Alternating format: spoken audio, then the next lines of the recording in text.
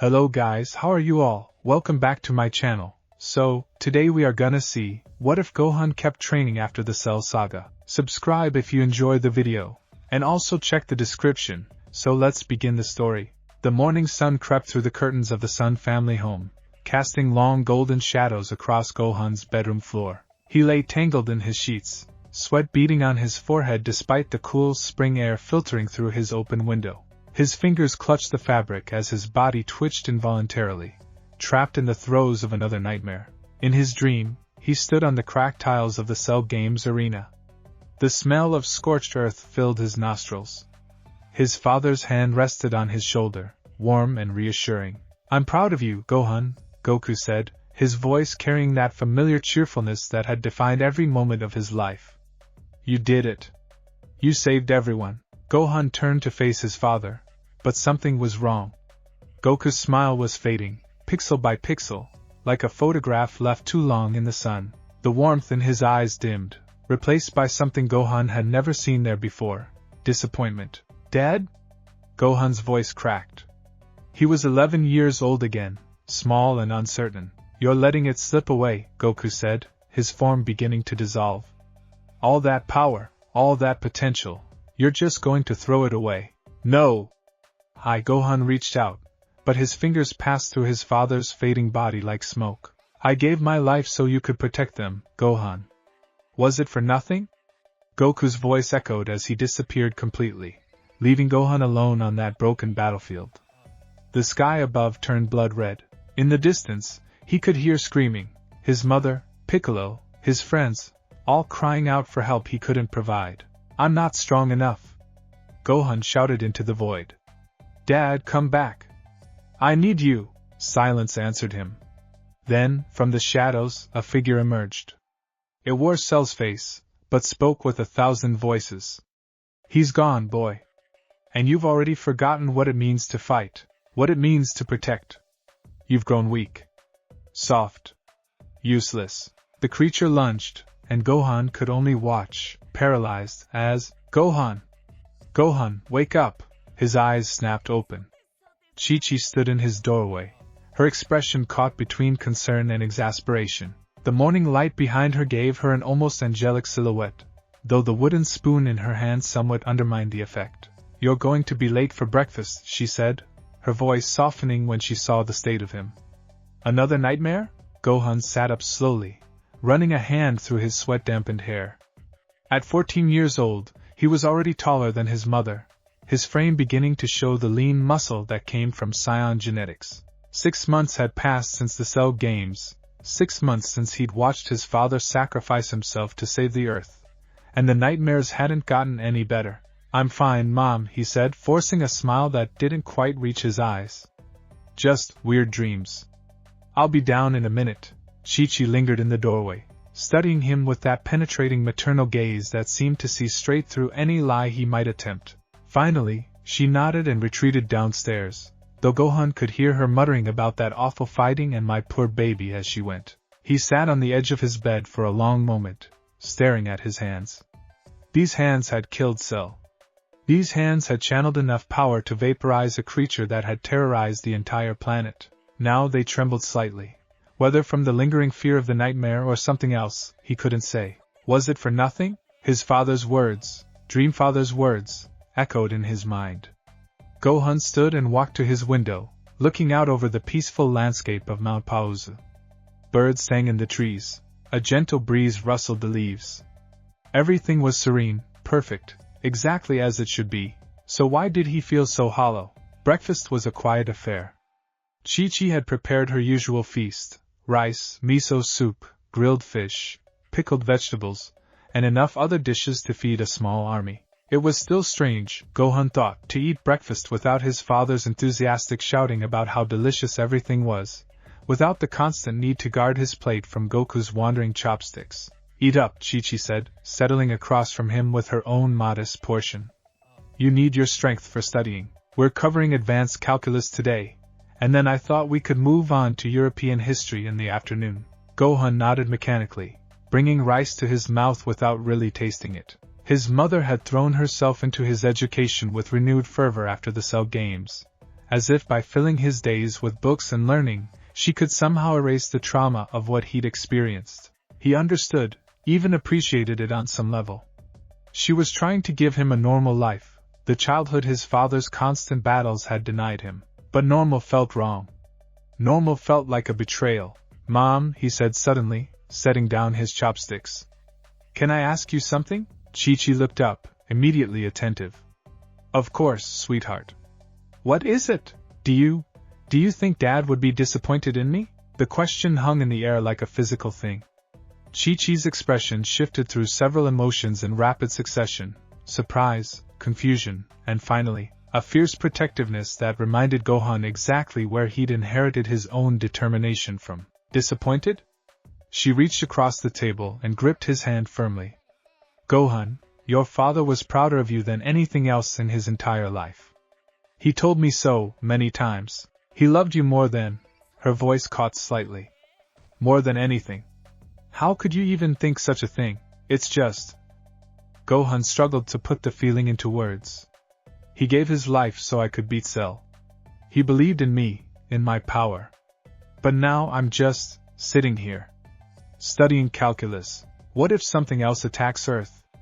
What if another threat comes and I'm not ready because I've let my training slip? Gohan-san, you listen to me." Chi-Chi's grip tightened, her eyes glistening but her voice steady. "Your father fought because he loved fighting. It was in his blood, literally, apparently, being an alien and all." A hint of her old exasperation with that revelation colored her tone. "But you're not your father. You have a brilliant mind, a gentle heart. You deserve to be a scholar, to use that incredible brain of yours for something other than fighting. But what if?" "No what ifs." Chi-Chi's voice was firm now. The discussion-ending tone that Gohan had learned early in life meant the conversation was over. "The Earth has Piccolo, Vegeta, the others. You've done your part. Now you're going to do what your father would have truly wanted. You're going to live a full, peaceful life. You're going to go to high school, then university, and you're going to become something amazing. A scientist, maybe, or a professor. That's what would make him proud." Gohan nodded slowly, but the hollow feeling in his chest only grew. His mother meant well. She loved him, wanted to protect him from the violence that had defined so much of his young life. But she hadn't been there in those final moments with Cell. She hadn't felt what it was like to have the fate of the entire world resting on her shoulders. She didn't understand that some things, once experienced, couldn't simply be set aside like a textbook at the end of a lesson. He finished his breakfast in silence. The morning passed in a blur of mathematical equations and historical dates. Chi-Chi was a relentless teacher, and Gohan had inherited enough of his father's Saiyan ability to adapt that he absorbed the material quickly. But his mind kept wandering, drifting back to that feeling he'd had during the Cell games. The absolute certainty of purpose, the crystal-clear understanding of exactly what he needed to do and why. Everything since then had felt fuzzy by comparison, like trying to see through frosted glass. Around mid-morning, Gohan excused himself for a break and stepped outside. The spring air was crisp and clean, carrying the scent of wildflowers from the meadow beyond their home. He walked to the edge of the clearing and sat on a large boulder, the same one his father used to meditate on when he was home between training sessions or world-saving adventures. Gohan closed his eyes and tried to sense the key signatures around him. It was a habit now, as natural as breathing. His mother's energy signature glowed warmly inside the house, calm and steady. Further away, he could feel the sparse signatures of animals in the forest, the tiny sparks of insects, the almost imperceptible pulse of the earth itself. And there, to the west, a familiar presence. Powerful, controlled, and unmistakable. Piccolo. Even as Gohan recognized the signature, he felt it drawing closer. His former mentor was approaching, and quickly. Gohan stood, turning to face the direction of the incoming presence. Within moments, a figure appeared in the sky, descending in a controlled fall that ended with barely a sound as Piccolo's feet touched the ground a few yards away. The Namekian looked exactly as he always had, tall and posing, his weighted cape billowing slightly in the breeze. But there was something different in his expression as he regarded Gohan. Something almost sad. "Piccolo," Gohan said, unable to keep the smile from his face. His former teacher had visited occasionally over the past 6 months. but never during the day. What are you doing here? I came to check on you, Piccolo said simply. His deep voice carried the same gruff affection it always had. And to talk to your mother. As if summoned by the mention, Chi-Chi appeared in the doorway of the house, arms crossed. I thought I sensed you lurking around, Piccolo. Come to drag my son off for more of that awful fighting training, have you?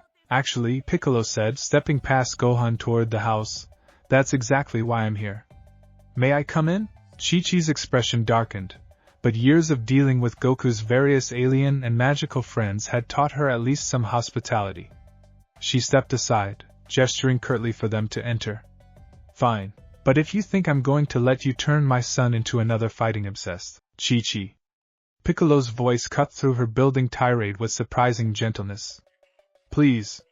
Just hear me out. Something in his tone must have resonated with her, because she fell silent, though her jaw remained set in a stubborn line. They moved to the living room, Chi-Chi and Piccolo sitting on opposite sides while Gohan hovered uncertainly near the door, feeling caught between two opposing forces.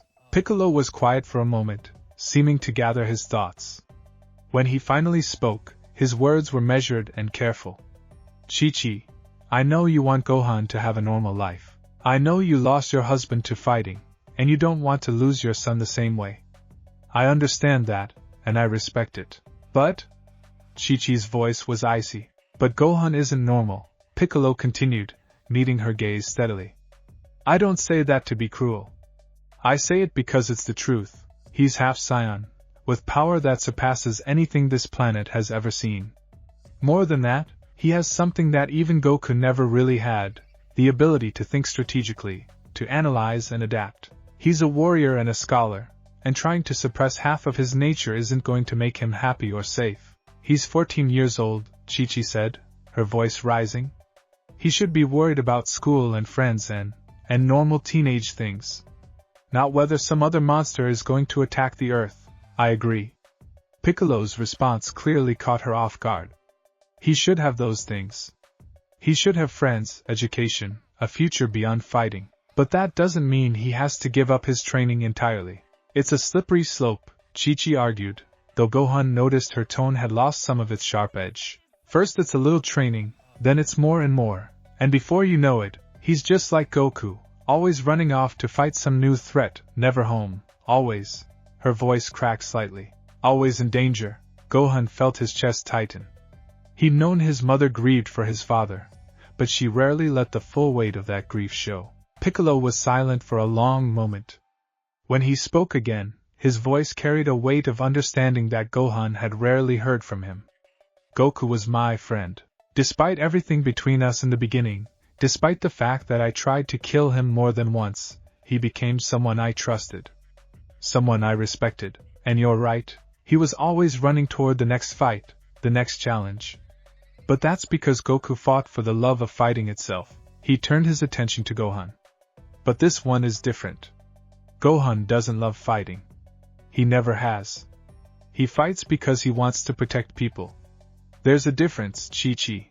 A crucial one. What difference does that make? Chi-Chi demanded. Dead is dead, whether you die because you love fighting or because you're trying to protect someone. The difference, Piccolo said, is that Gohan will never be reckless like Goku was. He'll never seek out danger for the thrill of it. But he needs to be prepared for when danger finds him.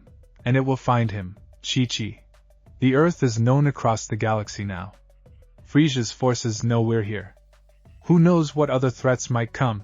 Would you rather Gohan face those threats unprepared, with his power atrophied from lack of use? Or would you rather he be ready? Chi-Chi opened her mouth, closed it, then opened it again. That's not fair. You're trying to scare me. I'm trying to be realistic.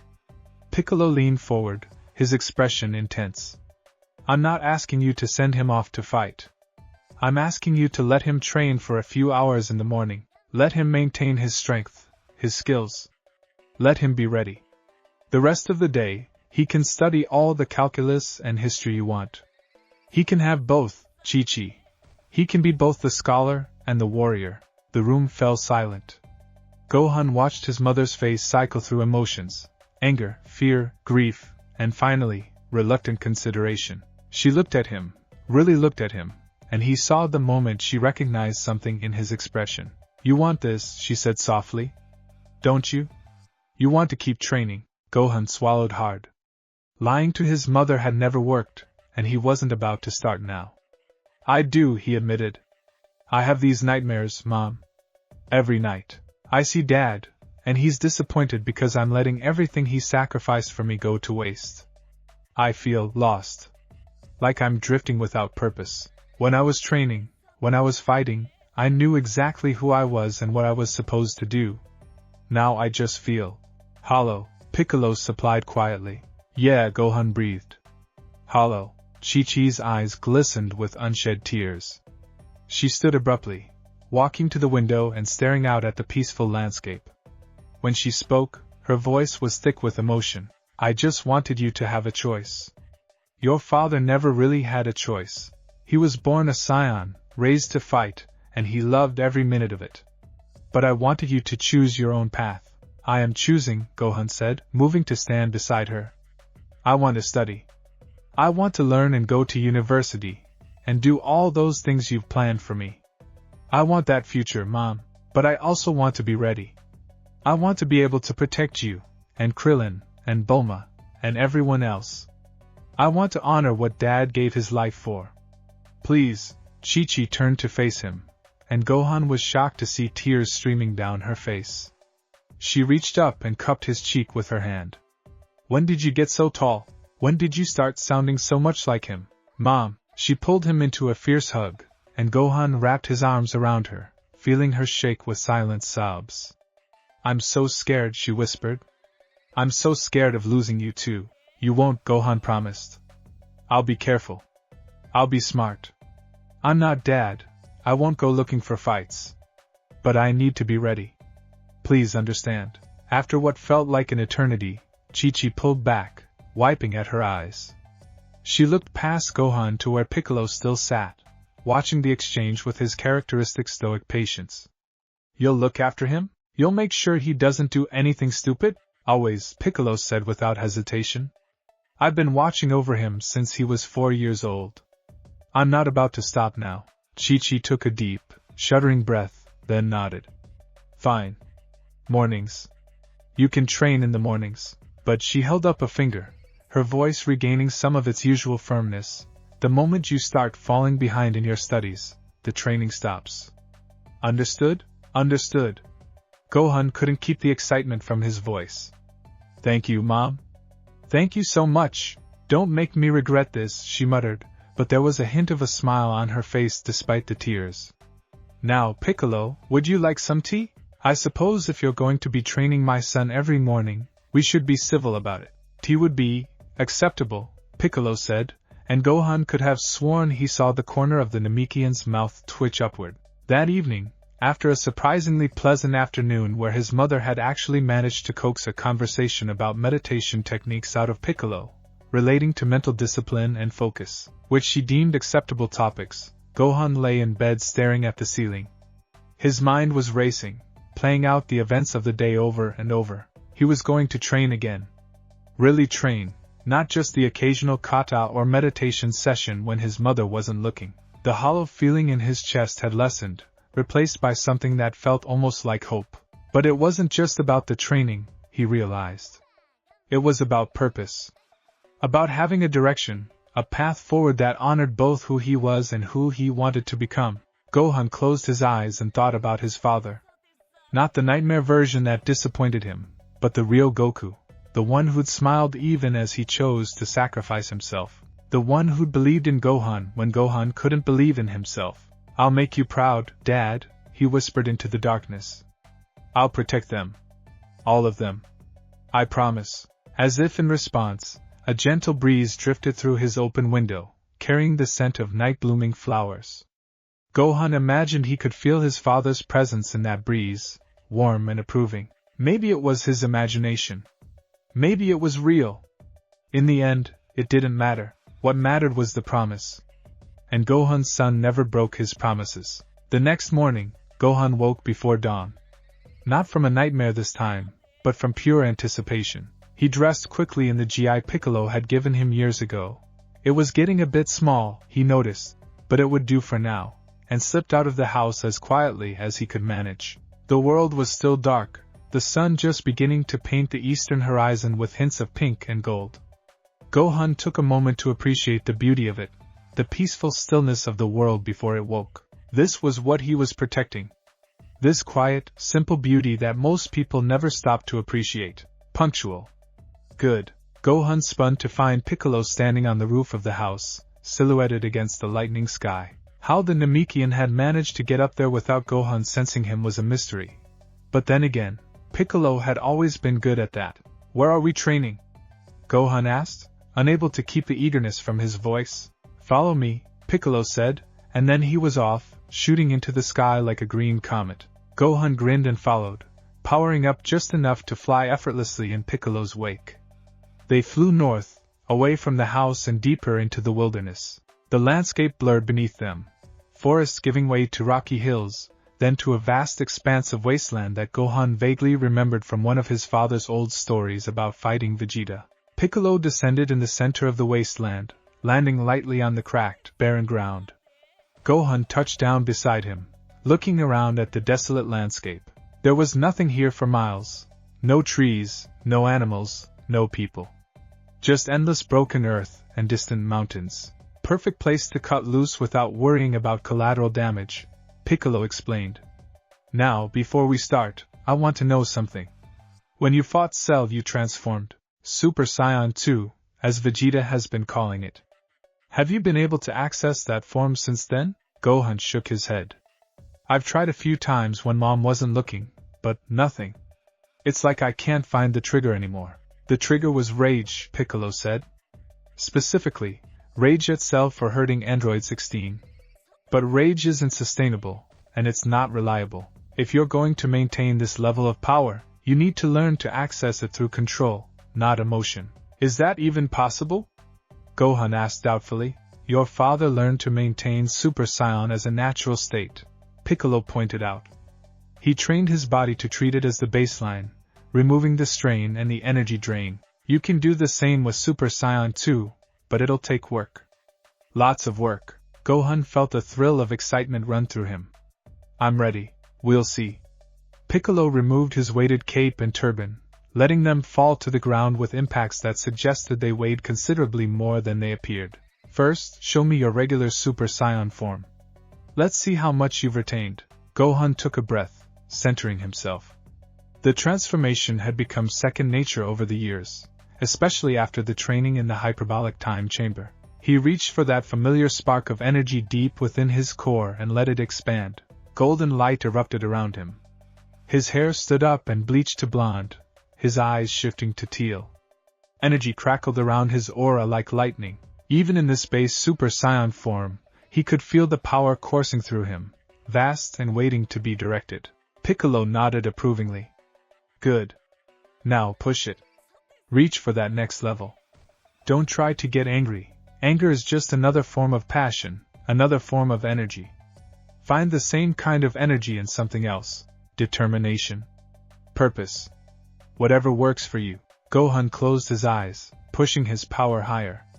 The energy around him intensified, and he could feel himself approaching the threshold, that barrier between Super Saiyan and something more. But whenever he tried to push through, it was like hitting a wall. His power would spike, then settle back down, unable to make that final leap. I can't, he said after several attempts, frustration creeping into his voice. It's like there's a lock I can't open without anger, Piccolo finished. Yes, I know. That's the problem. Emotions are powerful triggers, but they're not reliable. What happens if you need this power but you're not angry? What if you need it when you're calm, focused, strategic? Then I'm stuck, Gohan admitted, powering down. The golden aura faded, his hair returning to its normal black. Not if we train you properly. Piccolo began to pace, his hands clasped behind his back. The Saiyans have relied on emotion to fuel their transformations for generations. Anger, pride, even joy in battle. These are the traditional triggers. But you're not a traditional Saiyan, Gohan. You're half-human, which means you have access to something your father never really developed. True emotional control. I'm not sure I understand, Gohan said. Emotions are powerful, but they're also chaotic, Piccolo explained. They come and go, ebb and flow like tides. But underneath those emotions, there's something more stable: intent, purpose, will. These things don't fluctuate based on your mood. They're constant, unwavering. If you can learn to access your power through these deeper aspects of yourself rather than surface emotions, you'll have something far more reliable than any transformation triggered by rage. Gohan considered this, thinking back to the Cell games. Yes, he'd been angry when he first transformed, furious at Cell for his cruelty. But in those final moments, when he'd gathered every ounce of his strength for that final Kamehameha, it hadn't been anger driving him. It had been something else. Something clearer and more focused. It had been the absolute certainty that he needed to protect everyone, no matter the cost. It had been purpose distilled to its purest form. I think I understand, Gohan said slowly. But how do I access that same feeling without the immediate threat? Without the life or death situation? That's what we're going to figure out together, Piccolo said. For now, let's start with the basics.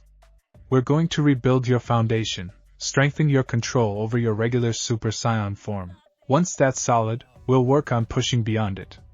Now, transform again and hold it. We're going to spar. Gohan powered up once more, the transformation coming even more smoothly the second time. Piccolo settled into a fighting stance, and Gohan mirrored him automatically. Come at me, Piccolo instructed. Don't hold back, but don't just rely on power. Think. Analyze. Use that brain of yours. Gohan launched forward, but instead of the wild, powerful strikes he'd used against Cell, he found himself automatically calculating angles, considering defense as well as offense. He threw a punch, Piccolo blocked and countered. Gohan ducked, swept low with a leg, then followed up with a palm strike to Piccolo's guard. They fell into a rhythm, trading blows at speeds that would have been invisible to normal human eyes. But Gohan noticed something odd. Piccolo was holding back significantly, keeping his power at a level that matched Gohan's restrained Super Saiyan form. This wasn't about overwhelming power. This was about technique, about control. Good, Piccolo said between exchanges. You're thinking. But you're still tense. Your transformations have always been tied to stress, to pressure. You need to learn to treat this state as naturally as breathing. Keep sparring, but this time, try to relax. Have a conversation with me while we fight. A conversation? Gohan barely dodged a kick aimed at his head. About what? Tell me about your studies, Piccolo said, pressing the attack. Your mother mentioned advanced calculus. What's the fundamental theorem you're working on? It was surreal, blocking punches while talking about math, but Gohan found himself responding. The fundamental theorem of calculus establishes the relationship between differentiation and integration. It shows that these two operations are essentially inverses of each other. Interesting, Piccolo said, and Gohan got the impression he genuinely meant it. How does that apply to anything practical? They continued like this for what must have been hours, sparring while discussing everything from mathematics to history to philosophy. Gradually, Gohan felt the tension in his body ease. The Super Saiyan transformation, which had always felt like a state of heightened readiness, began to feel more natural. His power output remained steady without requiring constant focus to maintain. The sun had fully risen by the time Piccolo called for a break. They sat on a pair of rocks, and Gohan was surprised to find he wasn't particularly tired. His GI was torn in a few places from Piccolo's strikes, but his breathing was steady, his energy reserves still deep. You did well today, Piccolo said, producing a canteen of water from somewhere and offering it to Gohan. Better than I expected for a first session. Gohan took a long drink, then looked at his hands. Even depowered now, he could still feel the energy humming beneath his skin, ready to be called upon at a moment's notice. It felt different this time, more controlled. That's because you're approaching it differently, Piccolo explained. Before, transforming was about surviving immediate threats. Now you're treating it as a tool to be mastered. It's a subtle difference, but it matters. Do you think I'll be able to reach Super Saiyan 2 again? Gohan asked. Piccolo was quiet for a moment, his eyes distant. I think you'll reach that and beyond, eventually. But not by chasing anger or trying to recreate the circumstances that triggered it the first time. You'll reach it by understanding yourself, by finding your own path to that power. It'll take time, patience, and dedication. I have all of those, Gohan said with quiet determination. I know you do. Piccolo stood, gathering his weighted cape and turban. That's why I'm confident this will work. Now you should head home. Your mother will have lunch ready soon, and you have studying to do, Gohan groaned good-naturedly. From fighting to calculus. What a life. It's the life you chose, Piccolo reminded him, but there was something almost affectionate in his tone. Both parts of it. Now go. As Gohan flew home, the morning sun warm on his face, he felt lighter than he had in months. The hollow feeling wasn't completely gone. He suspected it might never entirely disappear, but it had diminished, replaced by something more substantial. Purpose. Direction. Hope. He thought about his father again, but this time without the nightmare's distortion. He imagined Goku watching from other world, probably grinning that carefree grin of his, proud of his son for finding a balance between strength and scholarship, between warrior and scholar. I'm keeping my promise, Dad, Gohan murmured as he descended toward his home. I won't let your sacrifice be in vain. I'll protect them all. And I'll do it my way. Far to the west, in a wasteland that had once been the site of a fierce battle between Saiyans, another figure stood watching the horizon. Vegeta had sensed the power fluctuations from Gohan's training, had felt the boy's Super Saiyan energy signature blazing bright for hours. The Saiyan Prince's expression was unreadable as he crossed his arms over his chest. So, the half-breed hasn't given up after all, he muttered to himself. Good.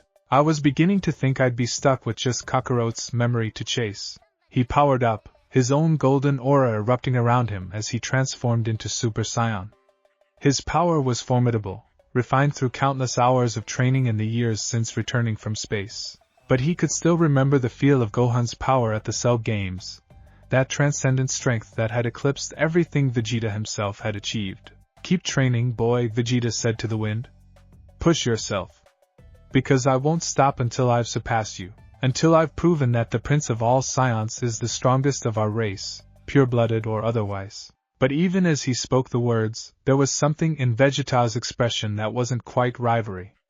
It was almost anticipation. The possibility of having a real challenge again, someone to measure himself against, someone who might actually push him to break his own limits. For the first time since Cell's defeat, Vegeta smiled. The promise had been made. The path had been chosen. And across the earth, 3 Saiyans, each for their own reasons, began to push themselves toward new heights of power. The peaceful days continued, but now they were underscored with purpose. Gohan's son had found his balance, his way forward, and he would not stop. Not ever, not until he'd fulfilled every word of his promise. The alarm clock read 4:47 a.m. when Gohan's eyes snapped open. No nightmare this time, just the internal rhythm his body had developed over the past 6 months of dawn training. He lay still for a moment, listening to the house's familiar sounds, the creak of old wood settling, his mother's soft breathing from down the hall, the distant hoot of an owl finishing its nightly hunt. 6 months. Half a year since that first morning when Piccolo had extracted a promise from his mother, and given Gohan back a piece of himself he hadn't realized was missing. The hollow feeling that had plagued him after the Cell Games had faded to a distant memory, replaced by something far more substantial. Purpose, yes, but also understanding. Understanding of what he was, what he could become, and most importantly, what he chose to be. Gohan dressed quietly in the darkness, pulling on the new GI Piccolo had given him last month. The old one had become laughably small as his body shot through another Saiyan growth spurt. At 15 now, he stood nearly as tall as his father had been, though his frame was leaner, built for speed and precision rather than raw endurance. The new GI was dark blue with orange trim, colors that seemed to bridge the gap between his father's signature orange and Piccolo's practical purple. He moved through the house like a ghost, years of stealth training allowing him to avoid every creaky floorboard. In the kitchen, he found the breakfast his mother had prepared the night before, rice balls, grilled fish, and a thermos of green tea. She'd started doing this a few months ago, her way of supporting his training without having to wake up at such an ungodly hour herself. Each container had a small note attached. Be careful, don't push too hard, remember you have a calculus test today. Gohan smiled, pocketing the notes as he always did. He had a drawer full of them now, a paper record of his mother's worry and love. The pre-dawn air was crisp as he stepped outside, carrying that peculiar stillness that existed in the hour before the world woke up. Gohan took a moment to center himself, feeling the energy of the earth beneath his feet, the subtle key signatures of sleeping animals in the forest, and, there, west and approaching fast. Gohan didn't bother turning around. "You're early today, Piccolo." The Namekian materialized from the shadows like he'd been there all along, his white cape a ghost in the dim light. "You're getting better at sensing me. 3 months ago, you wouldn't have noticed until I spoke. 3 months ago, you weren't trying to hide your presence at all," Gohan countered, grinning. "You wanted me to sense you, observant." Piccolo's expression might have been approval, though with him it was always hard to tell. "Ready?" "Always." They lifted off together, two silhouettes against the lightening eastern sky, heading toward their usual training ground. The wasteland had become almost familiar now, its desolate landscape marked with the evidence of their daily sessions. Craters from energy blasts, scorch marks from key attacks, even a few areas where the ground had been fused into glass from particularly intense exchanges. Today, however, Piccolo didn't land in their usual spot. Instead, he guided them further north, to a region Gohan had never trained in before, a vast canyon system with towering rock formations and a river cutting through the bottom like a silver ribbon. "New location?" Gohan asked as they descended into the canyon. "New phase of training," Piccolo replied, landing on a wide stone plateau about halfway down the canyon wall. "You've mastered maintaining Super Saiyan as a natural state. Your stamina has increased tenfold. Your technique has improved to the point where you're actually giving me a decent workout. It's time we addressed the elephant in the room." Gohan's heart rate picked up slightly. He knew what Piccolo meant. "Super Saiyan 2. Super Saiyan 2, Piccolo confirmed. "You've been dancing around that barrier for months now. You can feel it, can't you? That threshold. You get close, but something always holds you back." Gohan nodded slowly. It was true.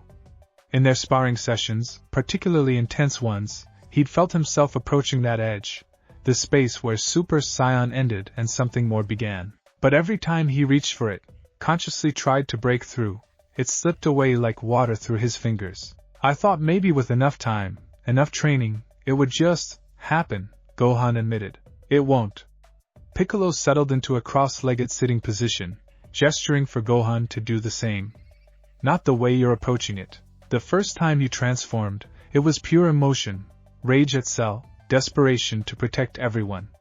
Emotion is a powerful catalyst, but it's also a crutch. As long as you're trying to recreate those feelings, you'll never achieve the transformation consistently." The canyon was quiet except for the distant rush of the river below. Gohan sat across from his mentor, trying to understand. "But isn't emotion part of the Saiyan transformation process?"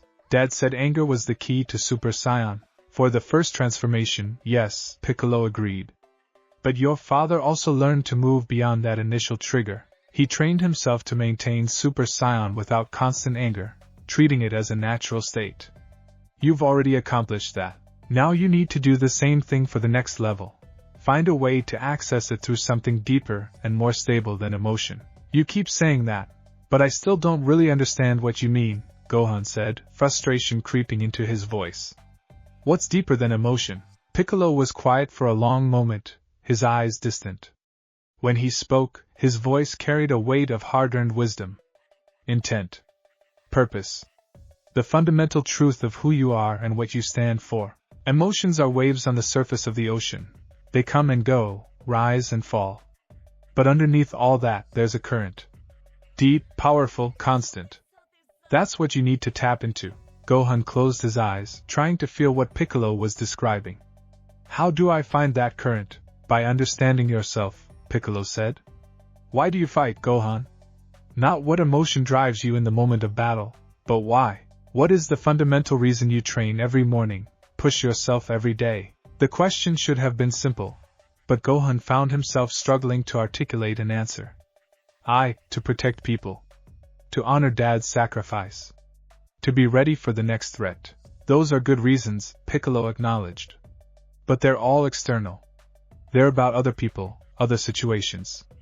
Go deeper. Why do you need this strength? What does it mean to you personally?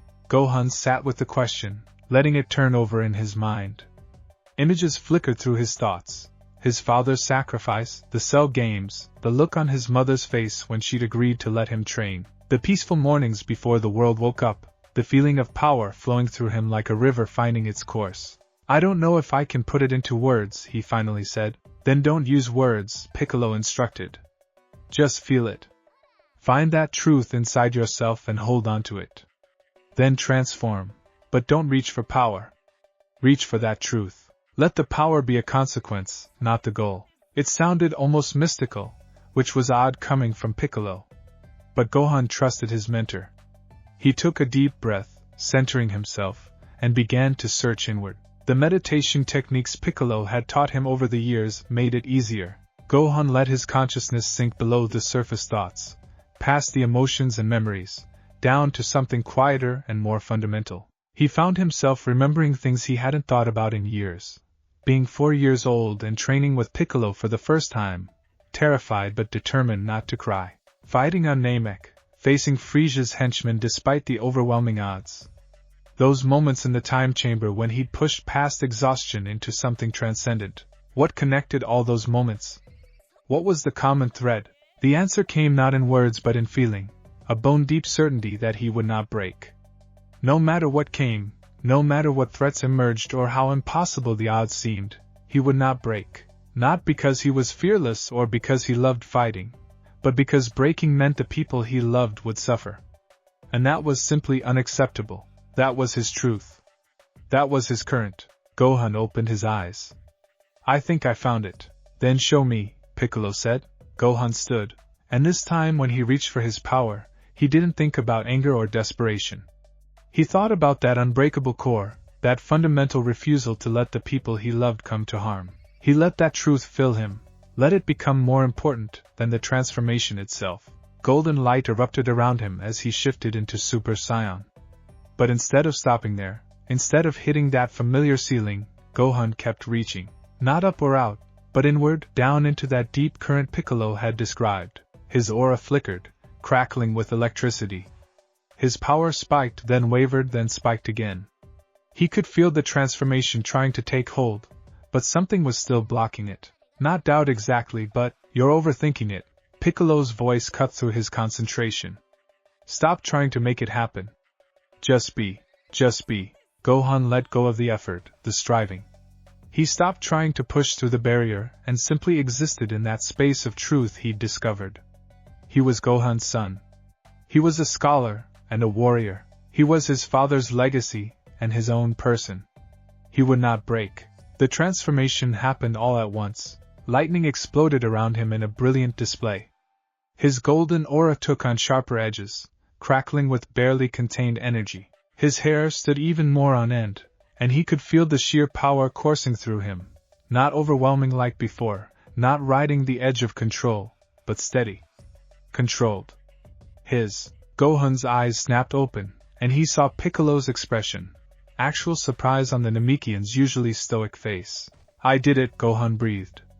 The power thrumming through him was immense, easily double his regular Super Saiyan state, maybe more. But unlike that first transformation during the Cell games, he didn't feel consumed by it. He felt clear, focused, completely in control. Yes, Piccolo said, rising to his feet. You did. How does it feel? Gohan took stock of himself. His muscles weren't straining to contain the power. His energy wasn't bleeding off in wasteful displays. Everything felt efficient, precise, like a perfectly tuned instrument. It feels natural. Like this is just who I am now. Good. Piccolo removed his weighted cape, letting it drop with a thunderous impact that cracked the stone beneath it. Now let's see if you can maintain it. We're going to spar, really spar.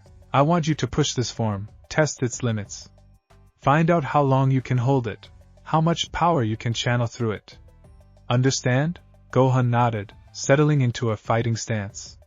The movement felt different in this form, sharper, more precise. Every muscle responded exactly as he intended, no wasted motion, no delay between thought and action. Piccolo blurred forward without warning, moving at speeds that would have been difficult to track in Gohan's regular Super Saiyan form. But now, Gohan's eyes followed the movement easily. He sidestepped the punch, countered with a palm strike that Piccolo barely blocked, then flowed into a spinning kick that his mentor had to take seriously enough to actually dodge. They accelerated, their exchange becoming a storm of strikes and counters that tore through the canyon air. Every impact sent shockwaves rippling outward. When their fists met, the resulting pressure wave carved grooves in the stone walls around them. But what struck Gohan most wasn't the raw power, it was the clarity. In this state, he could analyze Piccolo's fighting style with perfect precision. He saw patterns he'd never noticed before, tiny tells that preceded certain techniques. His mind worked at the same accelerated pace as his body, strategy and execution unified into a seamless whole. "You're adapting mid-combat," Piccolo noted between exchanges, actually sounding pleased. "Reading my movements and adjusting." "Good." They broke apart, both hovering in the air above the canyon. Gohan wasn't even breathing hard, despite the intensity of their exchange. The form was incredibly efficient. He was burning far less energy than he'd expected. Again, Piccolo commanded, and they clashed once more. They trained like that for hours, pushing the transformation's limits. Piccolo gradually increased his own power output, forcing Gohan to dig deeper, to channel more energy through his new form. And throughout it all, Gohan maintained that state of clarity, that connection to his inner truth. The sun was fully up when they finally called it quits, landing back on the plateau. Gohan powered down, the transformation releasing like a held breath. He felt tired, certainly, but not depleted. Not like he'd expected to feel after maintaining such an intense form for so long. 3 hours, Piccolo said, checking the position of the sun. "You held Super Saiyan 2 for 3 solid hours of intense combat." "That's impressive." Gohan sat heavily on a nearby rock, accepting the water bottle Piccolo offered. "It didn't feel like 3 hours. It felt like maybe 30 minutes. Time dilation is common in transformed states," Piccolo explained. "But the fact that you maintained such perfect control for that long on your first conscious transformation is remarkable. Your father would be proud." The mention of Goku sent a warm feeling through Gohan's chest. "Do you think he's watching? From other world?" Piccolo was quiet for a moment. "Knowing Goku? He's probably pestering King Kai for updates every 5 minutes. I imagine the old Kai is thoroughly sick of him by now." Gohan laughed at the image. It sounded exactly like something his father would do. "You should head home," Piccolo said, gathering his cape. "You mentioned a calculus test?" "Differential equations," Gohan confirmed, groaning slightly. "After this workout, mathematics sounds incredibly boring." "Part of balance," Piccolo reminded him. "Besides, didn't you tell me last week that you find elegance in mathematical proofs?" "I do," Gohan admitted. "I just wish I could take tests in my transformed state. Everything's so much clearer." "I suspect your mother would notice if you came home with glowing blonde hair and started floating during dinner," Piccolo said dryly. They lifted off together, heading back toward Mount Pause. As they flew, Gohan found himself reflecting on the morning's breakthrough. He'd achieved Super Saiyan 2 through understanding rather than rage, through truth rather than emotion. It felt significant, like crossing a threshold into something new, not just in terms of power, but in terms of identity. He was no longer just reacting to threats, no longer just trying to live up to his father's legacy. He was forging his own path, combining the warrior's strength with the scholar's wisdom in a way that was uniquely his. "Piccolo?" Gohan said as they neared his home. Thank you. For everything. For believing in me, for pushing me, for helping me understand myself." Piccolo was quiet for a long moment. When he spoke, his voice carried an unusual softness. "You're like a son to me, Gohan. You have been since you were 4 years old, and I kidnapped you to train for the Saiyans. I know I'm not always good at showing it, but I'm proud of you. Not just your strength, but who you've become. Your father would be proud too." Gohan felt his throat tighten with emotion. Piccolo wasn't one for sentimentality. This was probably the most emotionally open he'd ever been. "I thank you. That means more than you know." They landed in the clearing outside Gohan's home. Chi-Chi was visible through the kitchen window, preparing what looked like an enormous lunch. She spotted them and waved, her expression caught between exasperation and relief. The same look she gave them every morning. "See you tomorrow?" Gohan asked. Tomorrow, Piccolo confirmed. But Gohan, don't neglect your other training. Your mind is as much a weapon as your body. Maybe more so. Keep studying. Keep learning. The strongest fighter isn't always the one who wins. I will, Gohan promised. Piccolo nodded once, then shot back into the sky, heading toward whatever mountain range or wasteland he called home these days. Gohan watched him go, then turned toward the house and the calculus test waiting for him. Balance, he thought. Warrior and scholar. Strength and wisdom. It wasn't always easy, maintaining both sides of himself, but it felt right. It felt true, and truth, he was learning, was the most powerful weapon of all. The calculus test turned out to be laughably easy. Gohan finished in 20 minutes.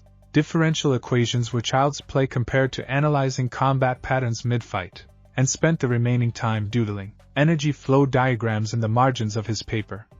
His mother would probably scold him for not showing his work more thoroughly, but honestly, the problems were so straightforward he didn't see the point.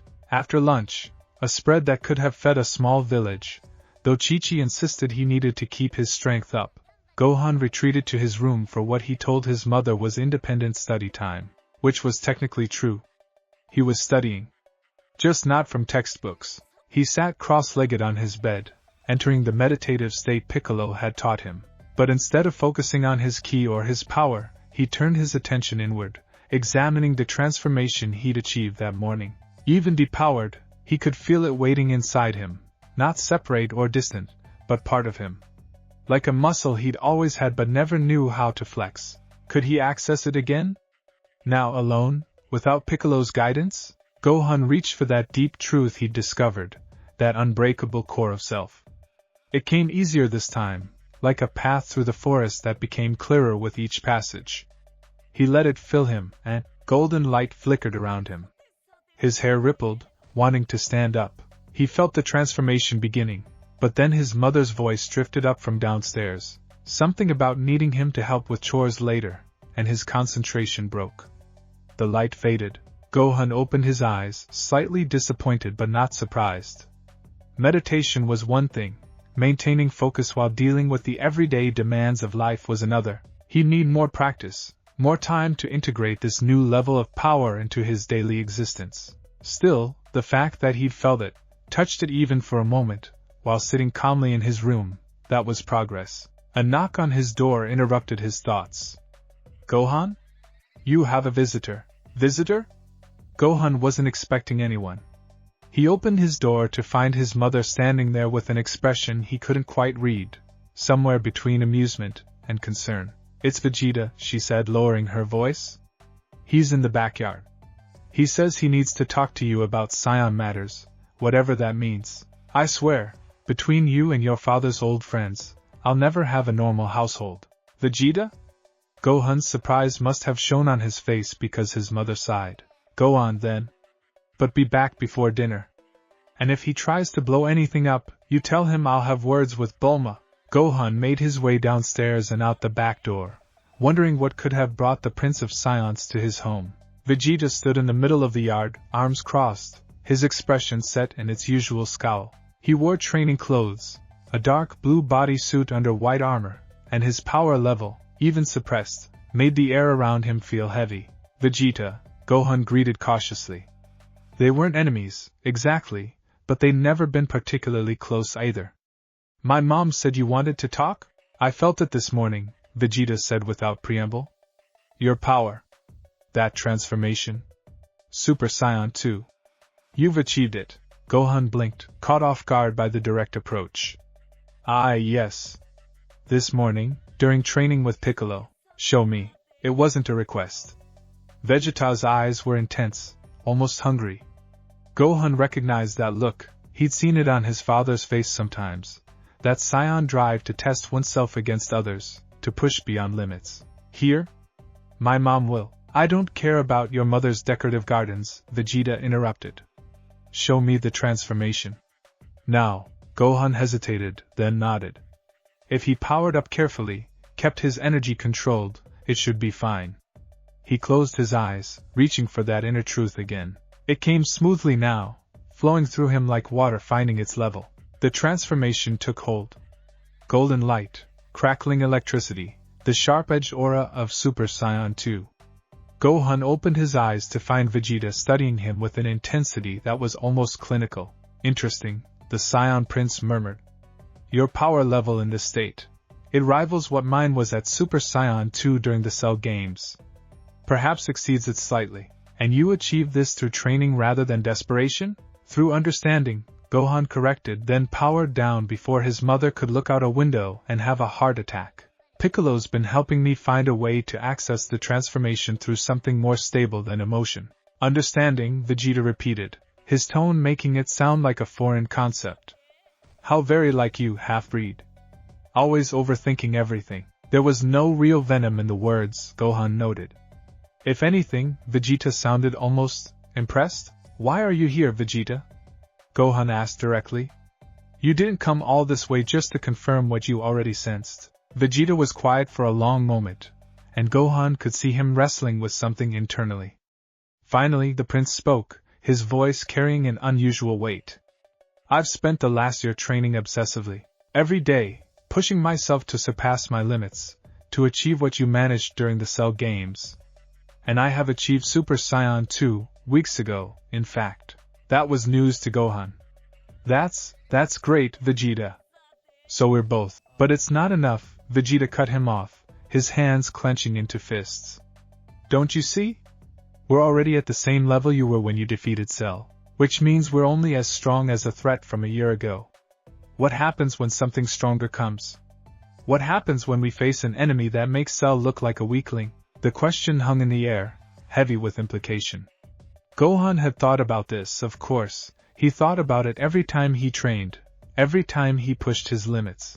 But hearing it from Vegeta, voiced with such intensity, made it feel more immediate. You think another threat is coming, Gohan said. It wasn't a question. I know another threat is coming, Vegeta corrected. The universe is vast, boy.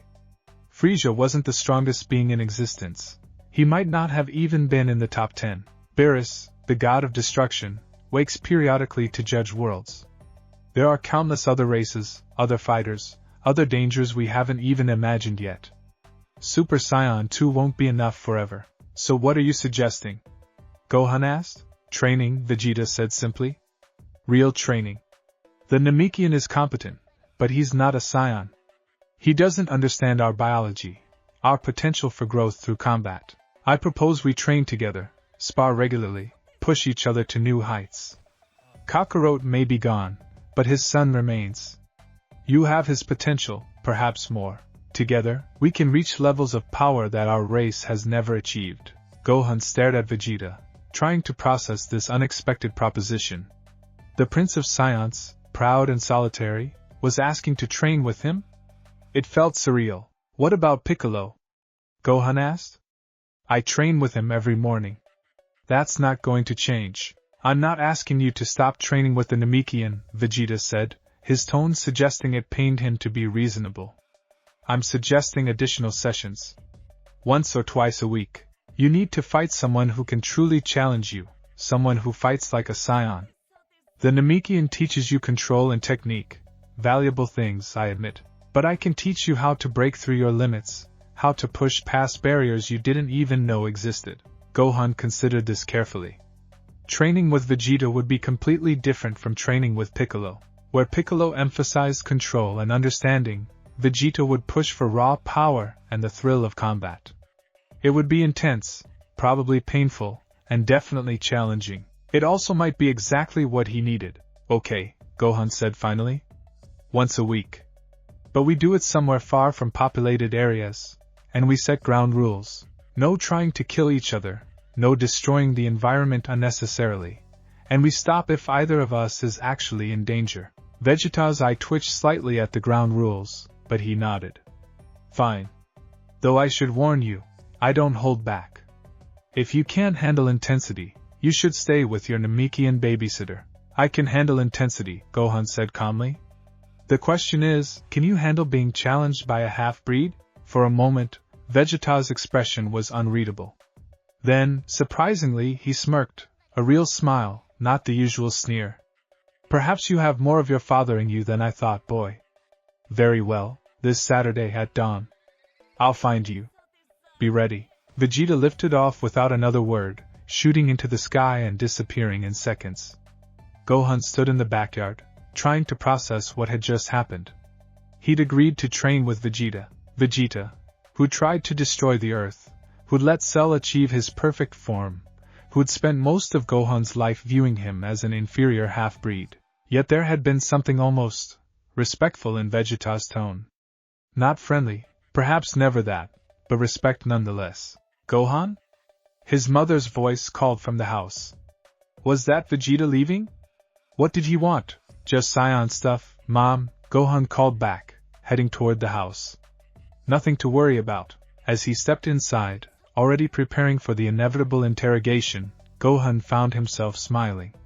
6 months ago, he'd been lost, hollowed out by grief and purposelessness. Now he was training with Piccolo, pushing his limits, achieving new transformations, and apparently about to start sparring sessions with the Prince of Science himself. His life was getting complicated. But complicated felt a lot better than empty. Saturday morning arrived cold and clear. Gohan woke even earlier than usual, too excited, and yes, slightly nervous, to sleep. Training with Vegeta would be nothing like training with Piccolo. There would be no philosophical discussions, no gentle guidance toward understanding. Vegeta would attack with everything he had and expect Gohan to meet him measure for measure. The thought was both terrifying and thrilling. Gohan dressed in his training gi and slipped out of the house while the sky was still more dark than light. He didn't have to wait long. As promised, Vegeta's key signature appeared on the edge of his senses at exactly dawn, approaching rapidly. The Saiyan Prince descended into the clearing with characteristic dramatic flair, arms crossed and expression set in determination. He wore different armor today, the same style but colored in deep blue rather than his usual white and gold. Battle armor, Gohan realized. He'd actually dressed for serious combat. Ready, boy? Vegeta asked. As I'll ever be, Gohan replied. Then follow me. I'd found a suitable location, far from any populated areas, completely barren. We can fight at full strength without worrying about collateral damage. They took off together, flying in silence. Vegeta led them north and west, far beyond the wasteland where Gohan usually trained with Piccolo, to a region of volcanic plains that looked like something from another planet. The ground was black and cracked, steam venting from fissures. Mountains of cooled lava dotted the landscape like the bones of ancient giants. Perfect, Vegeta said, landing in the center of the largest open space. Now then. Show me your full power. Transform. Gohan touched down across from him and immediately reached for Super Saiyan 2. The transformation came smoothly now. He'd been practicing accessing it throughout the week, getting faster and more efficient each time. Lightning crackled around his golden aura as he settled into the form. Vegeta's eyes gleamed with anticipation. Good. Now watch carefully. The Prince of Science powered up, his own golden aura erupting around him. But he didn't stop at regular Super Saiyan. His power continued to climb, lightning beginning to dance across his aura just as it did with Gohan's. His hair stood even more sharply on end, and his muscles tensed with barely contained energy. Super Saiyan 2. Vegeta had achieved it. The two Saiyans stood facing each other, both radiating tremendous power, both surrounded by crackling golden lightning. The air between them seemed to vibrate with potential energy. Your father and I never got to fight at our full strength, Vegeta said, his voice carrying over the sound of their auras. He was always holding back, or circumstances interrupted us, or he was dead. But you're here. You're alive. You're strong. So let's see it. Let's see if the son can give me the fight the father never could. Just try to keep up, Gohan said, falling into a ready stance. Vegeta's grin was fierce.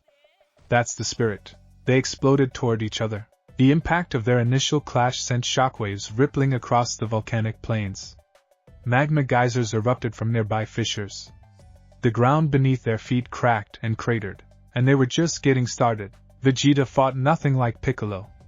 Where the Namekian was calculating and precise, Vegeta was aggressive and relentless. He pressed forward constantly, giving no room to breathe, attacking from every angle with a ferocity that would have been overwhelming if Gohan hadn't been prepared for it. But Gohan had trained for this.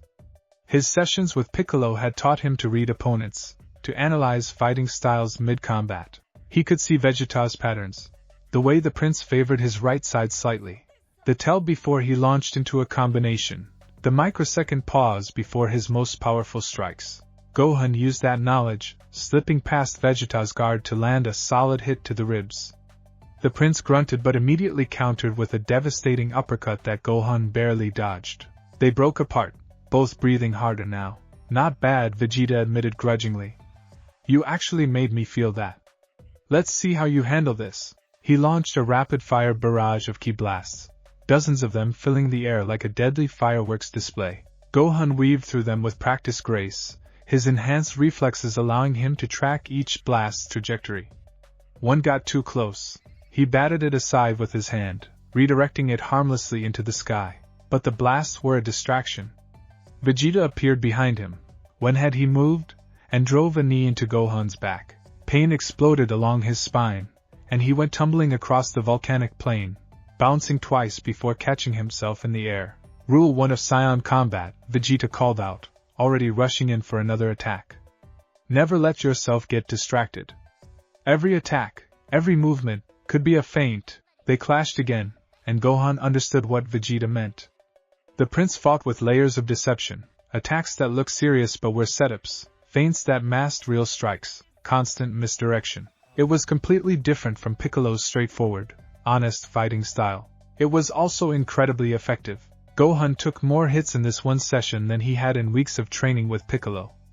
But he was learning, adapting, his Saiyan biology and scholar's mind working together to pick up on Vegeta's tactics.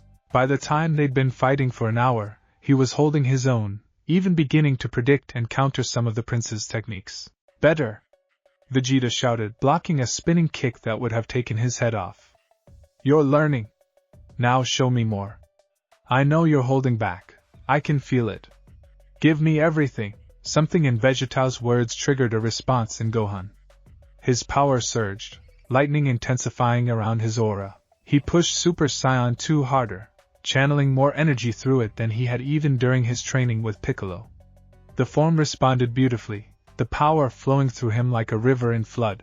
He vanished, reappearing in front of Vegeta with a speed that actually made the prince's eyes widen. His fist drove into Vegeta's stomach with enough force to crater the ground beneath them. The prince doubled over, and Gohan followed up with a hammer blow to the back of his head that sent him plummeting into the volcanic rock. Gohan hovered above the impact crater, breathing hard. Had he gone too far? Vegeta had said not to hold back, but, yes. Vegeta exploded from the crater, his aura blazing even brighter than before. There was blood trickling from his mouth, and his armor was cracked, but he was smiling. Actually smiling, with genuine joy. That's what I wanted. That's what I needed. Someone who can actually hurt me, actually challenge me. Again, boy. Hit me again. They crashed together with renewed intensity. This wasn't training anymore. This was combat, real combat, the kind that pushed both fighters to their absolute limits. They traded blows that could have leveled cities, unleashed energy attacks that carved new valleys in the volcanic plains. The landscape around them became increasingly unrecognizable, reshaped by the sheer force of their battle. And through it all, Gohan felt himself growing. Not just in power, though that was increasing too, but in understanding. He was learning what it meant to fight like a Saiyan, to revel in the challenge, to push past pain and exhaustion towards something transcendent. It wasn't the same as the calm understanding Piccolo taught, but it was equally valid. Equally true. This was the other half of his heritage, the Saiyan blood that ran through his veins. And denying it entirely would be just as wrong as giving in to it completely. Balance. Always balance. Finally, after what felt like hours but was probably only 2, they broke apart by mutual unspoken agreement. Both warriors were exhausted, their GIs torn, minor injuries covering their bodies. But both were also smiling. Adequate, Vegeta said, which coming from him was practically high praise. Your technique is still too defensive, and you think too much mid-combat, but your power is genuine. You're worthy of your Saiyan heritage. Thanks, Gohan managed between breaths. I think. That's a compliment, right? Don't let it go to your head. Vegeta powered down to his base form, and Gohan followed suit. The sudden absence of that tremendous power was almost shocking, like stepping from bright sunlight into shadow. Same time next week. And boy, between now and then, work on your aggression. You're too hesitant, too concerned with not causing harm. Sometimes, causing harm is exactly what you need to do. I'll keep that in mind, Gohan said. Vegeta nodded curtly, then lifted off without another word. Gohan watched him go, then looked around at the devastated landscape surrounding them. The volcanic plains looked like they'd been through an apocalypse. Entire mountains had been leveled. New canyons cut through the rock. If there had been anything living here before, it certainly wasn't living now. This was what he was capable of. This level of destruction, this tremendous power. The thought should probably have frightened him. Instead, it filled him with a sense of responsibility. He had this strength. He needed to be worthy of it, needed to use it properly. Gohan powered up just enough to fly, wincing as various injuries made themselves known, and began the long journey home.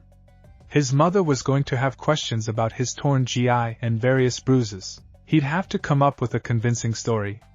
Maybe something about Piccolo deciding to do some intense sparring? As he flew, the sun rising behind him and painting the sky in shades of orange and gold, Gohan reflected on how much his life had changed in just a year. From that hollow, lost feeling after the Cell Games to this, training with both Piccolo and Vegeta, pushing his limits in different ways, learning to be both scholar and warrior. His father would be proud. Of that, Gohan was certain, and he was proud of himself too. Not for his power was just a tool, but for his growth, for learning to balance the different parts of himself, to honor all aspects of his nature without being consumed by any single one. The journey was far from over. There would be more challenges, more threats, more opportunities to grow and learn and push beyond his limits. But for now, in this moment, flying home with the morning sun warm on his face and the satisfaction of a good training session settling into his bones, Gohan allowed himself to feel content. He was becoming exactly who he needed to be. 7 years had a way of changing everything while somehow keeping the essential things the same. Gohan stood in front of the mirror in his childhood bedroom, adjusting the orange GI he hadn't worn in what felt like a lifetime. At 22 years old, he'd grown into himself in ways that still sometimes surprised him. He was taller than his father had been, just barely, with a lean, athletic build that spoke more of controlled power than bulk. His hair remained as stubbornly unruly as ever, and his eyes carried a seriousness that people often mistook for severity until he smiled. The GI fit differently now. Piccolo had given him this particular one for his 20th birthday, traditional orange with blue accents, a bridge between his father's legacy and his own identity. It felt right for today. For the tournament. Gohan, are you ready? We're going to be late. His mother's voice carried up the stairs with that particular edge that meant she'd already called him once, and he'd been too lost in thought to hear. Some things never changed, Chi-Chi's punctuality being chief among them. Coming, Mom! He took one last look in the mirror. 7 years of consistent training had refined his control to an art form. He could access Super Saiyan 2 as easily as breathing now, maintain it for days if necessary without any strain. His sessions with Piccolo had continued every morning without fail, teaching him depths of technique and strategy that went far beyond simple combat. And his weekly sparring matches with Vegeta, which had gradually increased to twice weekly, then 3 times, had pushed his limits in ways he never imagined. The result was a power level that he suspected surpassed even his father in his prime. But power wasn't why Gohan had continued training all these years. It was the promise, the unspoken vow he'd made to protect Earth, to be ready for whatever came, and maybe, just maybe, to prove to himself that he could be both the scholar his mother wanted and the warrior his heritage demanded. He'd done well on the scholar front. Master's degree in biomechanics from West City University, summa cum laude. He was currently working on his doctorate while teaching part-time. His mother was thrilled, constantly showing off his achievements to anyone who would listen. But today wasn't about academics. Today was about the World Martial Arts Tournament. Gohan headed downstairs to find his mother waiting by the door, looking simultaneously proud and anxious. She'd aged well, a few lines around her eyes, a strand or two of silver in her dark hair, but otherwise unchanged by time's passage. You look just like your father, she said softly, reaching up to adjust his GI's collar. He wore that same expression before tournaments. Excited but trying to hide it. I'm not trying to hide anything, Gohan protested, but he was smiling. I'm legitimately excited. It's been so long since I've tested myself against martial artists outside our little circle. Just promise me you'll be careful, Chi-Chi said, her hands lingering on his shoulders. I know you've been training all these years. Don't think I haven't noticed the late nights coming home with new bruises, or the way you and Piccolo disappear every morning. But this tournament, there will be cameras. People watching. Your father could never resist showing off. I'm not Dad, Gohan said gently. I'll be careful. Besides, I'm going in as a regular martial artist. No transformations, no flying, no energy blasts. Just technique? Good. Chi-Chi nodded firmly, then her expression softened. Your father would be so proud of you, you know. The man you've become. Scholar and fighter both.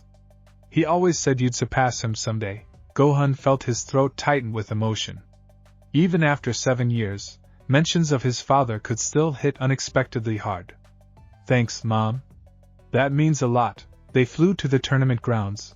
Well, Gohan flew while his mother rode the flying Nimbus he'd borrowed from Master Roshi for the occasion. The cloud had been gathering dust at Kame House, and the old turtle hermit had been more than happy to lend it out when Gohan explained about the tournament.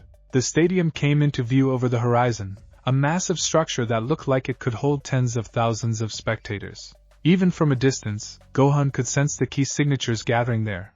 Martial artists from across the world, their power levels varying wildly from barely trained to genuinely impressive by normal human standards. And then there were the signatures he recognized. Krillin, steady and familiar. Yamcha, weaker than Gohan remembered but still present. Tien and Kaiatsu, their energies perfectly synchronized as always. Android 18, her mechanical energy signature unique and unmistakable. Vegeta, suppressed but still radiating power like a banked fire. And Gohan's eyes widened. Is that, there, standing in the registration area with a ridiculous disguise that consisted of a bandana and sunglasses, was his father, Goku. Gohan's first instinct was joy. His father was here. But that was immediately followed by confusion. How? His father was dead. He'd sacrificed himself during the Cell Games, chosen to stay in Otherworld to keep Earth safe from threats drawn by his presence. So how? Gohan! Hey, Gohan! Goku had spotted him, waving enthusiastically and completely blowing his own disguise. Gohan descended rapidly, his mother close behind on the Nimbus, and within moments was wrapped in a crushing hug that lifted him off his feet despite being taller than his father now. Dad! How are you here? What's going on? Baba pulled some strings. Goku explained, grinning that familiar carefree grin that Gohan had seen only in memories for 7 years. I get 1 day, 24 hours to visit. I heard about the tournament, and thought it would be perfect timing. Man, look at you. You got so tall. And I can feel your power. You've been training hard. Every day, Gohan said, unable to stop smiling even as his eyes misted. I kept my promise, Dad. I kept training. I know. I've been watching when King Kai lets me use his viewing technique. You've gotten strong, Gohan. Really strong. I'm proud of you. Goku's expression turned more serious, more focused. But today's not just about catching up. There's something off about this tournament. I can sense some weird key signatures. We need to be careful. Before Gohan could ask what he meant, a familiar gruff voice interrupted. So the dead won't stay dead. Typical. Vegeta approached, arms crossed, his expression caught between annoyance and something that might have been pleased. He'd changed too over the 7 years, his hair slightly longer, his face showing a few more lines of maturity. He wore casual clothes with his usual armor underneath, completely unashamed of standing out. Vegeta, Goku greeted warmly. Good to see you. You've gotten stronger too. Of course I have, Vegeta said. Unlike you, I'm alive and able to train properly. No excuse for weakness. His eyes shifted to Gohan, and there was definite approval in his gaze. Boy, you're entering the tournament? Gohan corrected automatically. Vegeta had been calling him boy for 7 years, and he'd been correcting him for just as long. Yes, I'm entering. You, obviously. Vegeta's expression turned challenging. Consider this fair warning. I intend to win. Our sparring sessions end now. In this tournament, you're just another opponent to overcome. Wouldn't have it any other way, Gohan replied, matching Vegeta's competitive energy with a smile. Oh, this is going to be good, Goku said, bouncing slightly on his feet. The three of us, all in the same tournament. It's like a dream come true, 3 Saiyans, Chi-Chi muttered, having caught up to the conversation. I'm doomed to be surrounded by fighting-obsessed aliens for the rest of my life. The registration process was chaotic. Gohan signed up under his real name. No point in hiding, really, and noticed several other familiar faces doing the same. Krillin had brought his family, Android 18 looking bored but beautiful, and their daughter Marin, who'd grown into a precocious child. Yamcha was there with Puar, looking slightly nervous but determined. Tien and Kaiatsu registered together, as always, and then there were the newcomers. 2 people stood slightly apart from the main crowd, and Gohan's attention was immediately drawn to them, not because of their power, though they did have unusual key signatures, strange and divine in a way he never felt before, but because of the way they carried themselves. One was a short, purple-skinned man in a mohawk, dressed in elaborate robes. The other was taller, muscular, with similar purple skin and a more warrior-like bearing. Those 2, Gohan said quietly to his father. They're the weird signatures you mentioned? Goku nodded, his expression uncharacteristically serious. Yeah. Their key is different from anything I've felt before. Kind of godly, but not in a bad way. We should keep an eye on them. The preliminaries were held in a massive arena that had been divided into multiple fighting rings. Participants would fight in rapid succession, with only the top 16 advancing to the main tournament. Gohan was assigned to Ring 3, and his opponent was, he checked the board, someone named Spopovich. The name meant nothing to him, but when Gohan saw the man, he frowned. Spopovich was massive, easily 7 feet tall and built like a wall of muscle. But that wasn't what caught Gohan's attention. There was something off about his key signature. It felt wrong somehow, tainted with a dark energy that made Gohan's instincts scream warnings. Ladies and gentlemen, our next match in Ring 3, the announcer called. Gohan's son versus Spopovich. Gohan stepped into the ring, adopting a neutral stance. The rules were simple: knock your opponent out of the ring, knock them out completely, or make them submit. No weapons, no killing. Basic martial arts tournament standards. Spopovich lumbered forward, his movements heavy and aggressive. No finesse, Gohan noted immediately. Just brute strength. The man threw a haymaker that Gohan could have dodged in his sleep. He sidestepped casually, watching his opponent's pattern. Come on, Spopovich growled. Fight back, Gohan obliged, moving in with a quick combination, jab, cross, low kick, all pulled to avoid seriously injuring his opponent. Each strike landed perfectly, but Spopovich barely seemed to feel them. The big man just grinned and kept coming. Interesting. Either Spopovich had incredibly high pain tolerance, or the next exchange confirmed it. Gohan landed a kick that should have at least bruised ribs, but Spopovich took it without even flinching, and that dark energy in his ki pulsed briefly, almost like it was sustaining him. Magic, Gohan realized. Or something like it. This man wasn't just a fighter. He'd been enhanced somehow. Is that all you've got? Spopovich taunted. I heard the Sun family was supposed to be strong. Gohan decided to end this quickly.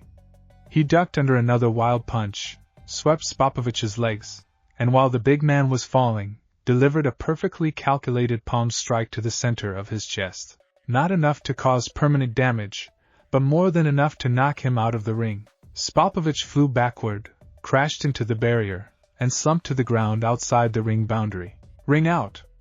Winner, Gohan's son. The crowd cheered, and Gohan stepped out of the ring, already looking for his next opponent on the bracket board.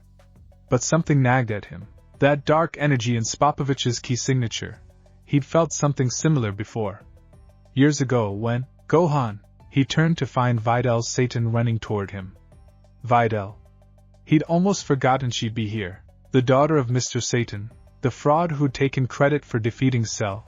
Vida was a martial artist in her own right, and actually quite skilled by normal human standards. They'd met a few times over the years at various martial arts events, and she'd always been intense, driven, and surprisingly perceptive. "That was amazing," Vidal said, slightly breathless. "The way you moved, I could barely follow it." "You have to teach me that technique. It's just basic martial arts," Gohan said modestly. "Speed and timing. Basic? That was not basic. I've been training since I was a child, and I've never seen anyone move like that." Vidal studied him with an intensity that was almost uncomfortable. "You're hiding something, I can tell. You're way stronger than you're letting on." "Perceptive indeed." Gohan decided to deflect. "Shouldn't you be preparing for your own match?" "Already won it," Vidal said with casual confidence. "First round knockout." "But we're going to talk later, Gohan's son. You're not getting out of explaining how you got so strong." She walked away before he could respond, leaving Gohan slightly bemused. Vidal Satan was certainly direct. The preliminaries continued throughout the day. Gohan won each match with minimal effort, careful never to show more than normal human capability with perhaps slightly enhanced reflexes. Vegeta powered through his opponents with barely concealed contempt, not even bothering to hide his superiority. Goku fought with his characteristic enthusiasm, though Gohan noticed his father was also holding back significantly. The two purple-skinned strangers, Shin and Kibito, according to the registration, won their matches as well, though they seemed less interested in victory than in watching the other fighters. Specifically, Gohan noticed, watching him, Vegeta, and Goku. By the time the sun was setting, the 16 finalists had been determined: Gohan, Goku, Vegeta, Krillin, Android 18, Vidal, Shin, Kibito, and 8 other skilled martial artists. The main tournament would begin tomorrow, with matches held in the Grand Stadium before a live audience of thousands. As participants dispersed to prepare for the next day, the purple-skinned man named Shin approached Gohan directly. Up close, his ki felt even more unusual, ancient, powerful, and definitely divine. "Gohan's son," Shin said, his voice carrying an unusual weight. "Might I have a word with you? And perhaps your father and Vegeta as well?" "Who are you?" Gohan asked cautiously. "My name is Shin. I am the Supreme Kai of Universe 7. He said it simply, as if it should mean something. It didn't. Gohan glanced at his father, who shrugged, equally confused. Vegeta just scowled. "Supreme Kai?" Gohan repeated. "I'm sorry, I am a deity," Shin explained patiently. "One of the highest gods in the cosmic hierarchy, far above King Kai. I've come to Earth because there is a grave threat emerging, one that requires the strongest warriors this planet has to offer." That got everyone's attention. Vegeta's eyes narrowed. Goku's expression turned serious. And Gohan felt his protective instincts immediately activate. "What kind of threat?" Gohan asked. "Not here," Shin said, glancing around at the other fighters still milling about. "Somewhere private. This conversation requires discretion." They found a secluded area behind the stadium, a maintenance yard where they could talk without being overheard. Kibito stood guard at the entrance while Shin addressed the 3 Saiyans. 5 million years ago, Shin began, a wizard named Bibidi created a being of pure destruction. A demon called Majin Buu. This creature was so powerful, so dangerous, that it destroyed hundreds of planets before the Supreme Kais managed to seal it away. Bibidi was killed, but his creation remained sealed in a magical ball, hidden on some remote world. "Let me guess," Vegeta said coldly. "That world is Earth." "Yes," Shin confirmed. "Bibidi's son, Babidi, has been searching for the seal for centuries. He's found it. He's here. And he plans to use the energy of powerful warriors to break the seal and revive Majin Buu." Gohan felt a chill run down his spine. The dark energy. "Spopovich, my opponent in the preliminaries, he had a dark energy in his ki." "Was that Bibidi's magic?" "Yes," Shin said. "He's gathering fighters under his control, using them to collect energy. That's why I entered the tournament, to identify his agents and stop them before they can complete the revival ritual." "So what's the plan?" Goku asked, ever pragmatic. "We wait for them to make their move," Shin said. "They'll reveal themselves during the tournament, try to steal energy from strong fighters. When they do, we follow them back to their lair and destroy both Babidi and the sealed Bu before it can be revived. Risky, Vegeta observed. Why not just find them now and eliminate the threat? Because I don't know exactly where they are, Shin admitted. Babidi's magic can hide his location. We need them to come to us. And the tournament, with all these strong fighters gathered in one place, is the perfect bait. Gohan considered this carefully. A threat 5 million years old. A demon of pure destruction. And a wizard with the power to control fighters through magic. It was serious. Potentially more serious than Cell had been. I'm in, he said firmly. Whatever you need, Supreme Kai. We'll stop this threat. As am I, Goku added. Can't let something like that wake up and hurt people. All eyes turned to Vegeta. The Prince of Science was quiet for a long moment, his expression unreadable. Finally, he spoke. I have no interest in serving deities, but I have even less interest in some ancient demon destroying the planet I live on. So yes, I'll help. But on my terms. Fair enough, Shin said, relief evident in his voice. Thank you, all of you. With warriors of your caliber, we actually have a chance of preventing catastrophe. They discussed strategy for another hour, planning for various contingencies. By the time they finished, night had fully fallen, and Gohan realized he'd missed dinner. His mother was going to kill him, but as he flew home under the stars, Gohan couldn't shake a feeling of anticipation. 7 years of training, of maintaining his promise to protect Earth, and now finally a real threat was emerging. Not some minor criminal or natural disaster, but a genuine danger that required everything he'd worked toward. He was ready. More than ready. The tournament was about to become something far more important than a simple martial arts competition. The next morning dawned bright and clear, perfect weather for the 25th World Martial Arts Tournament Finals. The stadium was packed with spectators. Gohan estimated at least 50,000 people filling the seats, with cameras broadcasting the event worldwide. The energy was electric, anticipatory. Gohan stood in the contestants' waiting area, surrounded by the other 15 finalists. His father was doing stretches, somehow looking simultaneously relaxed and intensely focused. Vegeta stood apart from everyone, arms crossed, radiating an aura of contempt for the proceedings.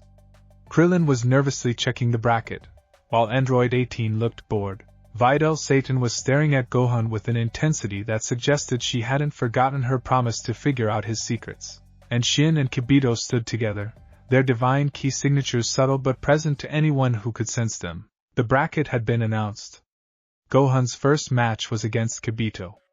His father would face one of the regular martial artists, a man named Pinter who was large but unremarkable. Vegeta's first opponent was someone named Pui Pui, who had an unusual key signature that immediately set off Gohan's mental alarms. Ladies and gentlemen, the announcer's voice boomed across the stadium. Welcome to the 25th World Martial Arts Tournament. Our first match will be between the mysterious Kibito and Gohan's son. Gohan made his way to the ring, very aware of the thousands of eyes watching him. Kibito followed, his expression serious and focused. They faced each other across the ring. Up close, Gohan could feel Kibito's divine energy more clearly. The man was strong, genuinely strong, probably capable of destroying planets if he wanted to. But Gohan had sparred with Vegeta for 7 years. He knew how to measure power. Kibito was formidable. But Gohan was stronger.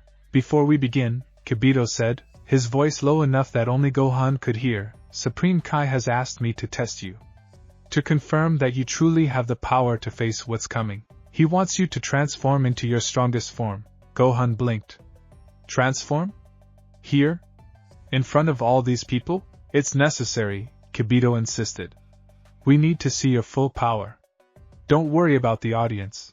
They won't understand what they're seeing. Gohan glanced toward where Shin stood at the edge of the ring. The Supreme Kai nodded almost imperceptibly. This was a test then. A way to confirm that the Saiyans could actually handle Majin Buu if it came to a fight. Fine. Gohan could do that. Alright, he said, stepping back. But don't say I didn't warn you. He took a breath, centering himself. The transformation came as naturally as breathing now. He'd done it thousands of times over 7 years. Gohan reached for that deep truth inside himself. that unbreakable core, and let it expand. Golden light erupted around him. His hair bleached blonde and stood sharply on end. Lightning began to crackle through his aura as he pushed past Super Saiyan directly into Super Saiyan 2. The power was immense, controlled, and completely at his command. The audience gasped. Cameras zoomed in. And across the stadium, Gohan felt his father's ki spike with excitement and pride. Incredible, Kibito breathed. The legends of the Super Saiyan are true, and you've surpassed even that. This power, it's extraordinary. Is this sufficient proof? Gohan asked, his voice slightly distorted by the energy surrounding him. More than sufficient. Supreme Kai was right to place his faith in you, but before Gohan could power down, something changed. The atmosphere in the stadium shifted, becoming heavy and oppressive. Gohan's instincts screamed warnings. He spun toward the audience, searching for the source of the disturbance. There, in the stands, two figures stood up, their key signatures blazing with that same dark energy Spopovich had possessed. One was Spopovich himself, somehow recovered from his preliminary loss. The other was a smaller figure, a woman named Yamu, according to the information Shin had provided last night. Gohan! Behind you! His father's voice rang out. Gohan started to turn, but something slammed into his back, a device of some kind, mechanical and cold. He felt a sudden draining sensation, like something was pulling at his energy. The device was stealing his ki, siphoning it away at an alarming rate. He tried to power up to break free, but the device seemed designed specifically to counter that. The more energy he channeled, the more it absorbed. His Super Saiyan 2 form flickered, destabilizing. No. Not like this. Gohan forced himself to focus, to think despite the disorientation. The device was on his back, held in place by Spopovich and Yamu, who had somehow gotten into the ring without him noticing. They were stronger than before, enhanced by Babiti's magic, but they weren't trained fighters. They were just vessels for theft, which meant they had weaknesses. Gohan stopped fighting against the drain and instead went completely limp, dropping his power to nearly zero in an instant. The sudden lack of resistance caught his attackers off guard. In that moment of confusion, Gohan exploded backward with pure physical strength. No ki enhancement, just muscle and leverage. The device tore free. Gohan spun, grabbed both attackers by their faces, and slammed them together with enough force to crack their skulls. They dropped like puppets with cut strings, but the damage was done. A significant portion of his energy had been stolen, stored in the device that now lay on the ground. And as Gohan watched, Spopovich, barely conscious, reached for it weakly. No you don't, Gohan said, stomping on the man's hand. He picked up the device, studying it. Some kind of energy container, pulsing with stolen ki. His ki. Shin was suddenly beside him, moving with divine speed. They're fleeing. We have to follow them. Gohan looked up to see two more figures, one short and grotesque, the other tall and imposing, shooting into the sky from the stadium. Babidi and his bodyguard, presumably. They had what they came for, stolen energy to revive Majin Buu. Go! His father shouted from across the ring. He'd already powered up to Super Saiyan, ready to pursue. Vegeta was airborne, his own golden aura blazing. Even Piccolo, who Gohan hadn't realized was in attendance, was preparing to follow. Gohan crushed the device in his hand, refusing to let them keep any more of his energy than they'd already stolen, and launched into the sky. The tournament was forgotten. The audience was screaming in confusion and fear. None of that mattered. They had a wizard to stop and a demon to prevent from awakening. The flight was short but tense. Babiti's ship wasn't far from the stadium, just a few miles into the wilderness, hidden among rocky terrain. It looked like a massive egg half buried in the earth, glowing with sickly purple light. Gohan landed alongside his father, Vegeta, Piccolo, Shin, and Kibito. Krillin had followed as well, brave despite knowing he was outmatched. The entrance to the ship was a yawning doorway that seemed to lead deep underground. This is it, Shin said grimly. Babiti's lair. The seal on Majin Buu is inside, probably far below the surface. We need to destroy both the seal and Babidi before the revival is complete. Then what are we waiting for? Vegeta demanded. Let's end this.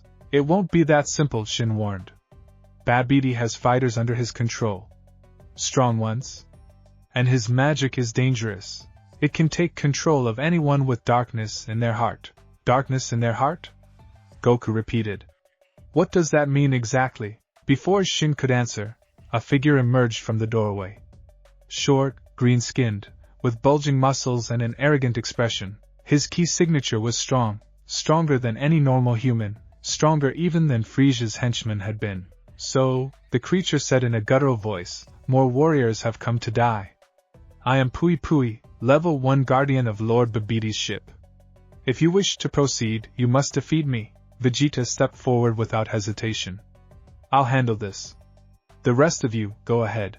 Vegeta, wait, Shin started, but the Saiyan Prince was already transforming, golden light erupting around him. I said I'll handle it, Vegeta repeated coldly. This creature insulted me by implying I couldn't defeat him. I'll tear him apart for his arrogance. Go! There was no time to argue. Gohan and the others rushed past as Vegeta engaged Pui Pui in combat. The sounds of their battle echoed through the ship as they descended deeper. Energy blasts, impacts, Vegeta's dismissive laughter.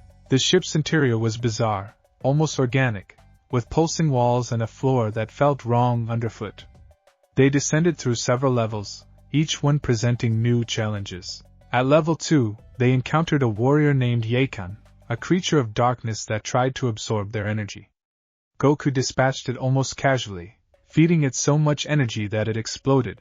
At level 3, they found Dabura. The Demon King stood before them, tall and imposing, with red skin and demonic features. But it wasn't his appearance that made Gohan's blood run cold, it was his power. This being was strong.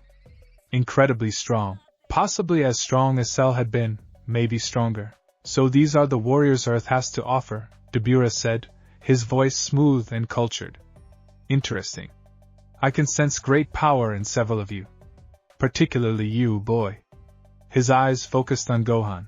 That golden form, Super Saiyan, yes? I've heard legends of your kind. Get out of our way, Gohan said quietly, dangerously. We're here to stop Babidi. Don't make us go through you. But that's exactly what you'll have to do, Dabura replied, drawing a sword from thin air through some kind of magic. I am Babidi's right hand. None shall pass me while I stand. He moved with blinding speed, his sword aimed at Gohan's throat. But Gohan was faster. He caught the blade between his palms, his Super Saiyan 2 transformation activating instantly. Lightning crackled around him as he held the Demon King's weapon immobile. Dad, Piccolo, go! Gohan commanded. I'll handle this. Stop Babidi, Gohan, his father started. I can do this. Gohan insisted, wrenching the sword from Dabura's grip and tossing it aside. Trust me. I've been training for 7 years for exactly this moment. Go! Goku hesitated for only a second, then nodded. He, Piccolo, Shin, Kibito, and Krillin rushed past, deeper into the ship. Vegeta had caught up somehow, his battle finished, and he paused at the doorway. Don't die, boy, Vegeta said. It would be disappointing to finally have a real rival only to lose him to some demon. I won't, Gohan promised. Go help them. Then it was just Gohan and Dabura, facing each other in the strange organic chamber. Brave, Dabura acknowledged. Or foolish. Let's see which. They clashed. Dabura was skilled, centuries of combat experience evident in every move. His magic was versatile and dangerous, creating weapons from nothing, launching spells that could petrify or burn or crush. But Gohan had trained with Piccolo's tactical genius and Vegeta's relentless aggression. He knew how to fight smart and hard simultaneously. More importantly, Gohan was stronger. The 7 years of consistent training had pushed his power to heights that surpassed anything he'd achieved during the Cell Games. Every strike he landed made Dabura flinch. Every energy blast forced the Demon King to actually defend. You're strong, Dabura admitted, breathing hard after a particularly brutal exchange. Stronger than I expected. But strength alone won't save you. He launched a spell directly at Gohan's face. A stream of saliva that glowed with demonic energy. Instinct made Gohan dodge rather than block. The saliva struck the wall behind him, and instantly, the organic material turned to stone. Petrification. That spell could turn him to stone. Clever dodge, Dabura said. But how long can you keep that up? They fought through the chamber, Gohan constantly aware of the Demon King's petrification ability. It made the battle more challenging, forced him to be defensive in a way he normally wouldn't be, but he was learning Dabura's patterns, understanding his techniques, and then Gohan felt it, a massive surge of energy from deeper in the ship. Dark, malevolent, overwhelming. The kind of power that made even Super Saiyan 2 feel inadequate. Majin Buu had awakened. Too late, Dabura said, smiling wickedly. My master has succeeded. The demon is free. Your world is doomed. Not while I'm still breathing, Gohan snarled. He surged forward with everything he had, no longer holding back even slightly. His fists became blurs, his energy attacks creating a storm of destruction. Dabura tried to defend, tried to counter, but Gohan's fury, not rage, but righteous determination, was overwhelming. One final Masenko, channeled with all his power and precision, caught Dabura directly in the chest. The Demon King's eyes widened in surprise and pain as the energy consumed him, disintegrating his body cell by cell. Impossible, Dabura gasped with his last breath. No mortal should be this strong. Then he was gone, reduced to ash. Gohan didn't pause to celebrate. He shot deeper into the ship, following the signatures of his allies and that terrible, massive power that could only be Majin Buu. He burst into the lowest chamber to find chaos. The room was huge, clearly designed as some kind of ceremonial space. In the center stood a pink, blob-like creature with a childlike face and a body that seemed to defy physics. Majin Buu. But he wasn't fighting, he was playing, treating the whole situation like a game. His father and Vegeta were both powered up, their golden auras blazing. Piccolo was coordinating with Krillin, trying to create openings. Shin and Kibito were attempting some kind of sealing technique.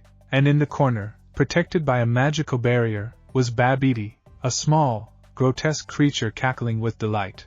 Gohan! His father called out. This thing, it's incredibly strong. But it's not taking us seriously. It thinks we're toys.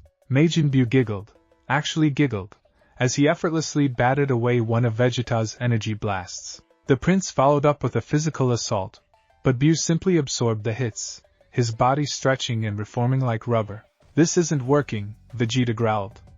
We need more power. Then let me help, Gohan said, landing beside them. He powered up fully, lightning crackling around his Super Saiyan 2 form. Majin Buu stopped playing for a moment, his attention drawn to this new arrival. Those childlike eyes studied Gohan with something that might have been curiosity. Strong, Buu said in a high-pitched, innocent voice. You strong. Buu like strong. Buu don't like getting hit though, Gohan replied, and launched himself forward.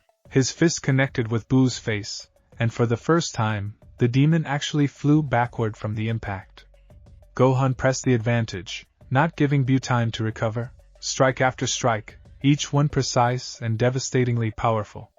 His father and Vegeta joined in, creating a coordinated assault that pushed Buu back toward the chamber's wall. But then Buu started laughing. Fun! This fun! The demon squealed. His body began to bubble and change, his power surging upward. The pink blob started to take on a more defined form, still chubby and childlike, but somehow more dangerous. He's adapting, Shin called out in horror. The more you fight him, the stronger he becomes. This is how he destroyed the Supreme Kais, by learning from every battle. Then we end this quickly, Vegeta declared. He began charging energy, his aura intensifying. Final flash, Goku joined him. Kamehameha, Masenko. Gohan added his own attack. The three energy waves combined into a devastating beam that struck Majin Buu head-on. The explosion was tremendous, shaking the entire ship. When the smoke cleared, Buu was scattered across the chamber, his body blown into dozens of pink chunks. Did we get him? Krillin asked hopefully, but even as he spoke, the chunks began to move. They slithered across the floor like living things, coming together, reforming. Within seconds, Majin Buu stood before them again, completely unharmed. That not nice, Buu said, pouting. That hurt Buu's feelings. Now Buu mad? The demon's power spiked again, this time with clear malevolence behind it. This wasn't a game anymore. Buu was actually angry. He moved with terrifying speed, faster than before, and his fist caught Vegeta in the stomach. The prince doubled over, and Bu followed up with a hammer blow that sent him crashing into the floor so hard it cracked in a spiderweb pattern. Vegeta! Goku shouted, but Bu was already targeting him next. Gohan intercepted, catching Bu's next punch with his own. The shockwave from their collision rippled across the chamber.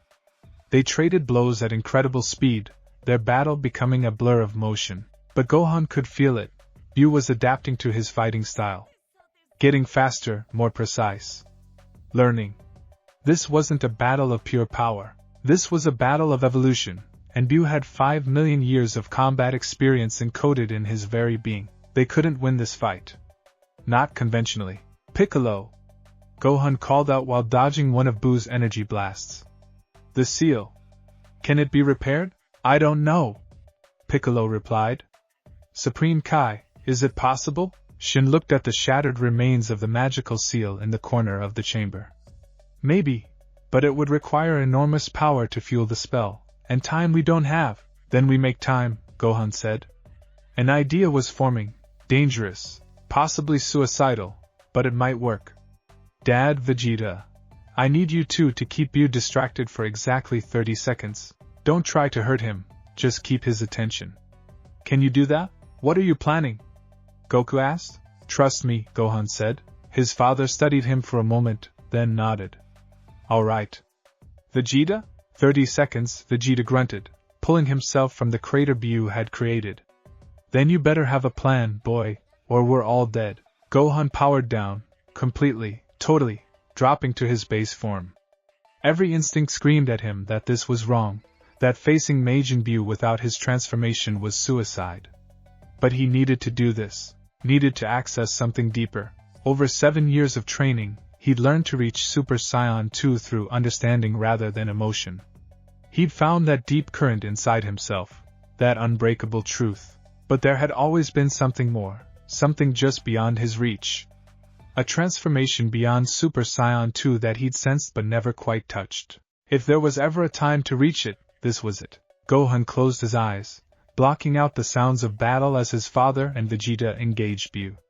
He sank into meditation, deeper than he'd ever gone before, past the surface emotions, past the conscious thoughts, past even that deep truth he'd discovered years ago, down to the very core of his existence. To the fundamental question, who was Gohan's son? He was a scholar. A son. A student of both Piccolo and Vegeta. A warrior by necessity, not choice. He was half human, half Saiyan, belonging fully to either race yet carrying the strengths of both. He was the legacy of Goku's sacrifice and Chi-Chi's determination and Piccolo's wisdom. He was the protector of Earth, not because he wanted to be, but because no one else could be. Because if he didn't stand between threats and the innocent, people would die, and he absolutely, categorically refused to let that happen. Not today. Not ever. That refusal, that bone-deep certainty, began to resonate. Power stirred inside him, not golden this time, but something different. Something that felt old and new simultaneously. 15 seconds. Vegeta shouted, his voice strained.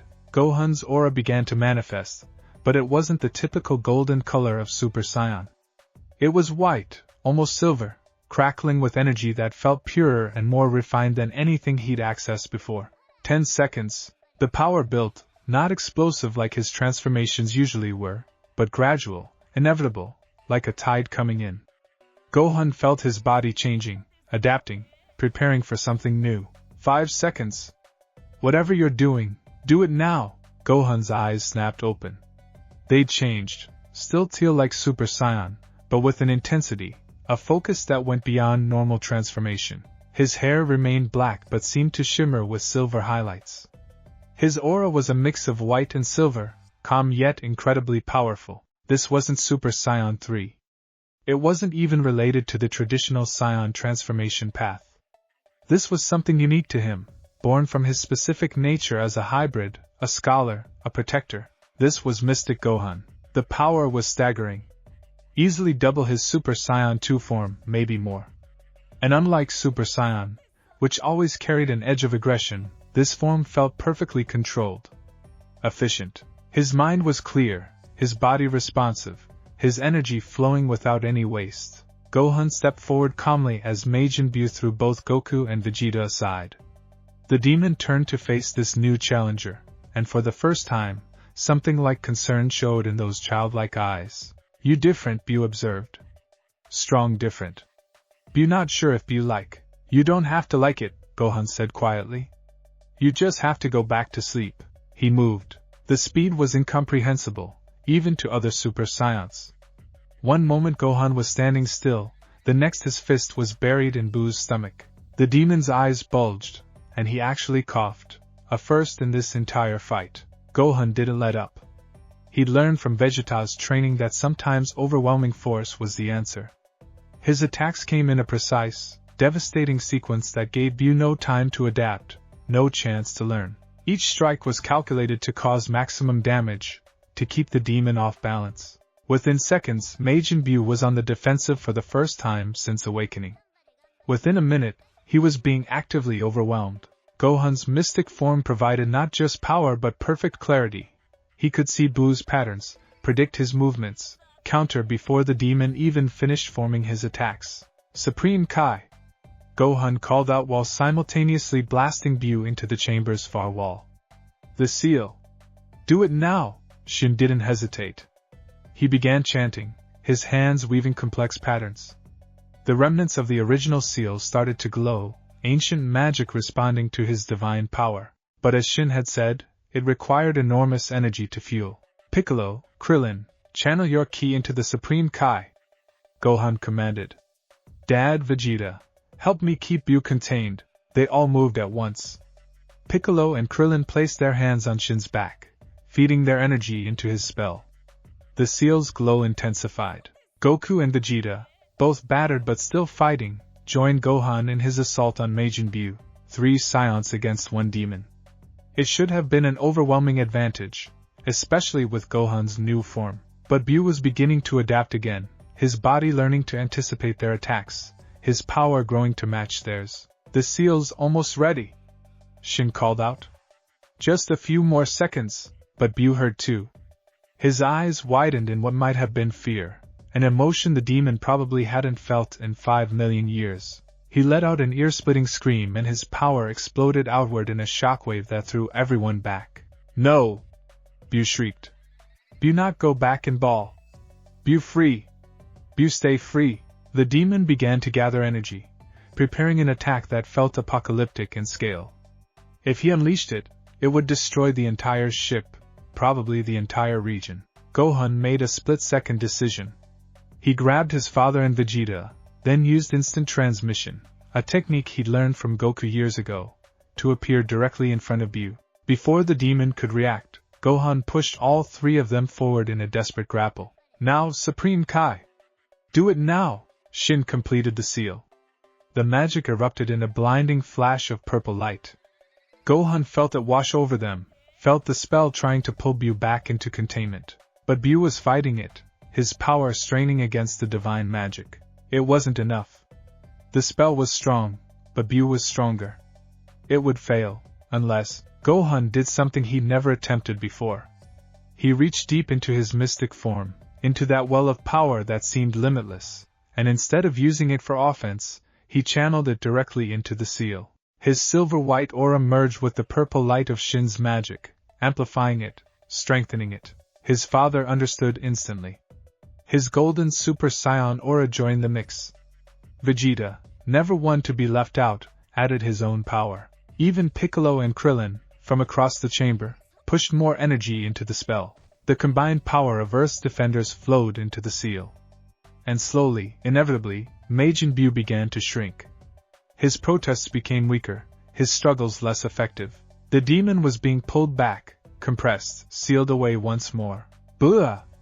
The demon's final scream echoed through the chamber, as he was forced back into the magical containment, his form compressing into a small, glowing ball. Shin caught the seal, quickly adding additional layers of magic to reinforce it. His hands shook with effort, but finally he nodded. "It's done. Buu is sealed again." Gohan collapsed, his mystic form dropping away. He was exhausted, every muscle screaming, his energy reserves dangerously depleted. But they'd done it. They'd actually done it. Is everyone okay? His father asked, also powering down and looking equally exhausted. Alive, Vegeta grunted. Barely. What about Babidi? Piccolo asked, looking toward the corner where the wizard had been watching. But the barrier was empty. During the chaos of the final battle, Babidi had fled. Let him go, Shin said tiredly. Without Bu, he's just a minor threat. We can hunt him down later. For now, we need to make sure this seal is never broken again. They made their way out of Babidi's ship slowly, helping each other when necessary.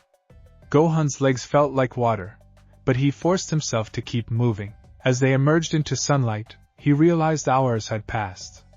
The sun was setting, painting the sky in brilliant oranges and reds. That new form, Vegeta said, walking up beside Gohan.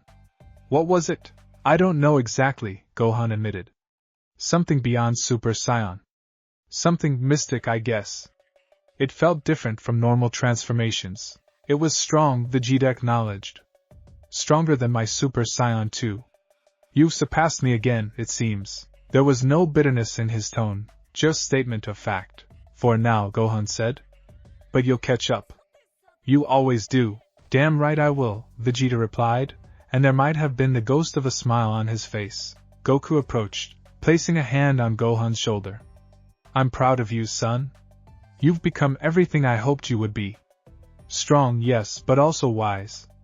You didn't let the power consume you. You used it to protect, not to destroy. I learned from the best, Gohan said, his voice thick with emotion. Thank you, Dad. For everything. For believing in me, for sacrificing yourself so I could have a chance to grow. Hey, none of that, Goku said, but his eyes were misty too. Besides, my 24 hours are almost up. I need to head back to Otherworld soon. But I'll be watching, Gohan. Always watching, and I know you'll keep Earth safe. They stood together as the sun finished setting, father and son, teacher and student, warrior and protector. The tournament was forgotten, probably cancelled in the chaos. But Gohan didn't care about that. He'd kept his promise. When a threat emerged, he'd been ready. He'd protected everyone. And he discovered a new level of power that might just be enough to handle whatever came next. As Goku prepared to return to Otherworld, using the last of his allotted time to say goodbye to old friends, Gohan looked up at the stars beginning to appear in the darkening sky. Somewhere out there, he knew, were other threats. Other challenges. The universe was vast and full of dangers, but Earth had its protector, and Gohan's son would be ready.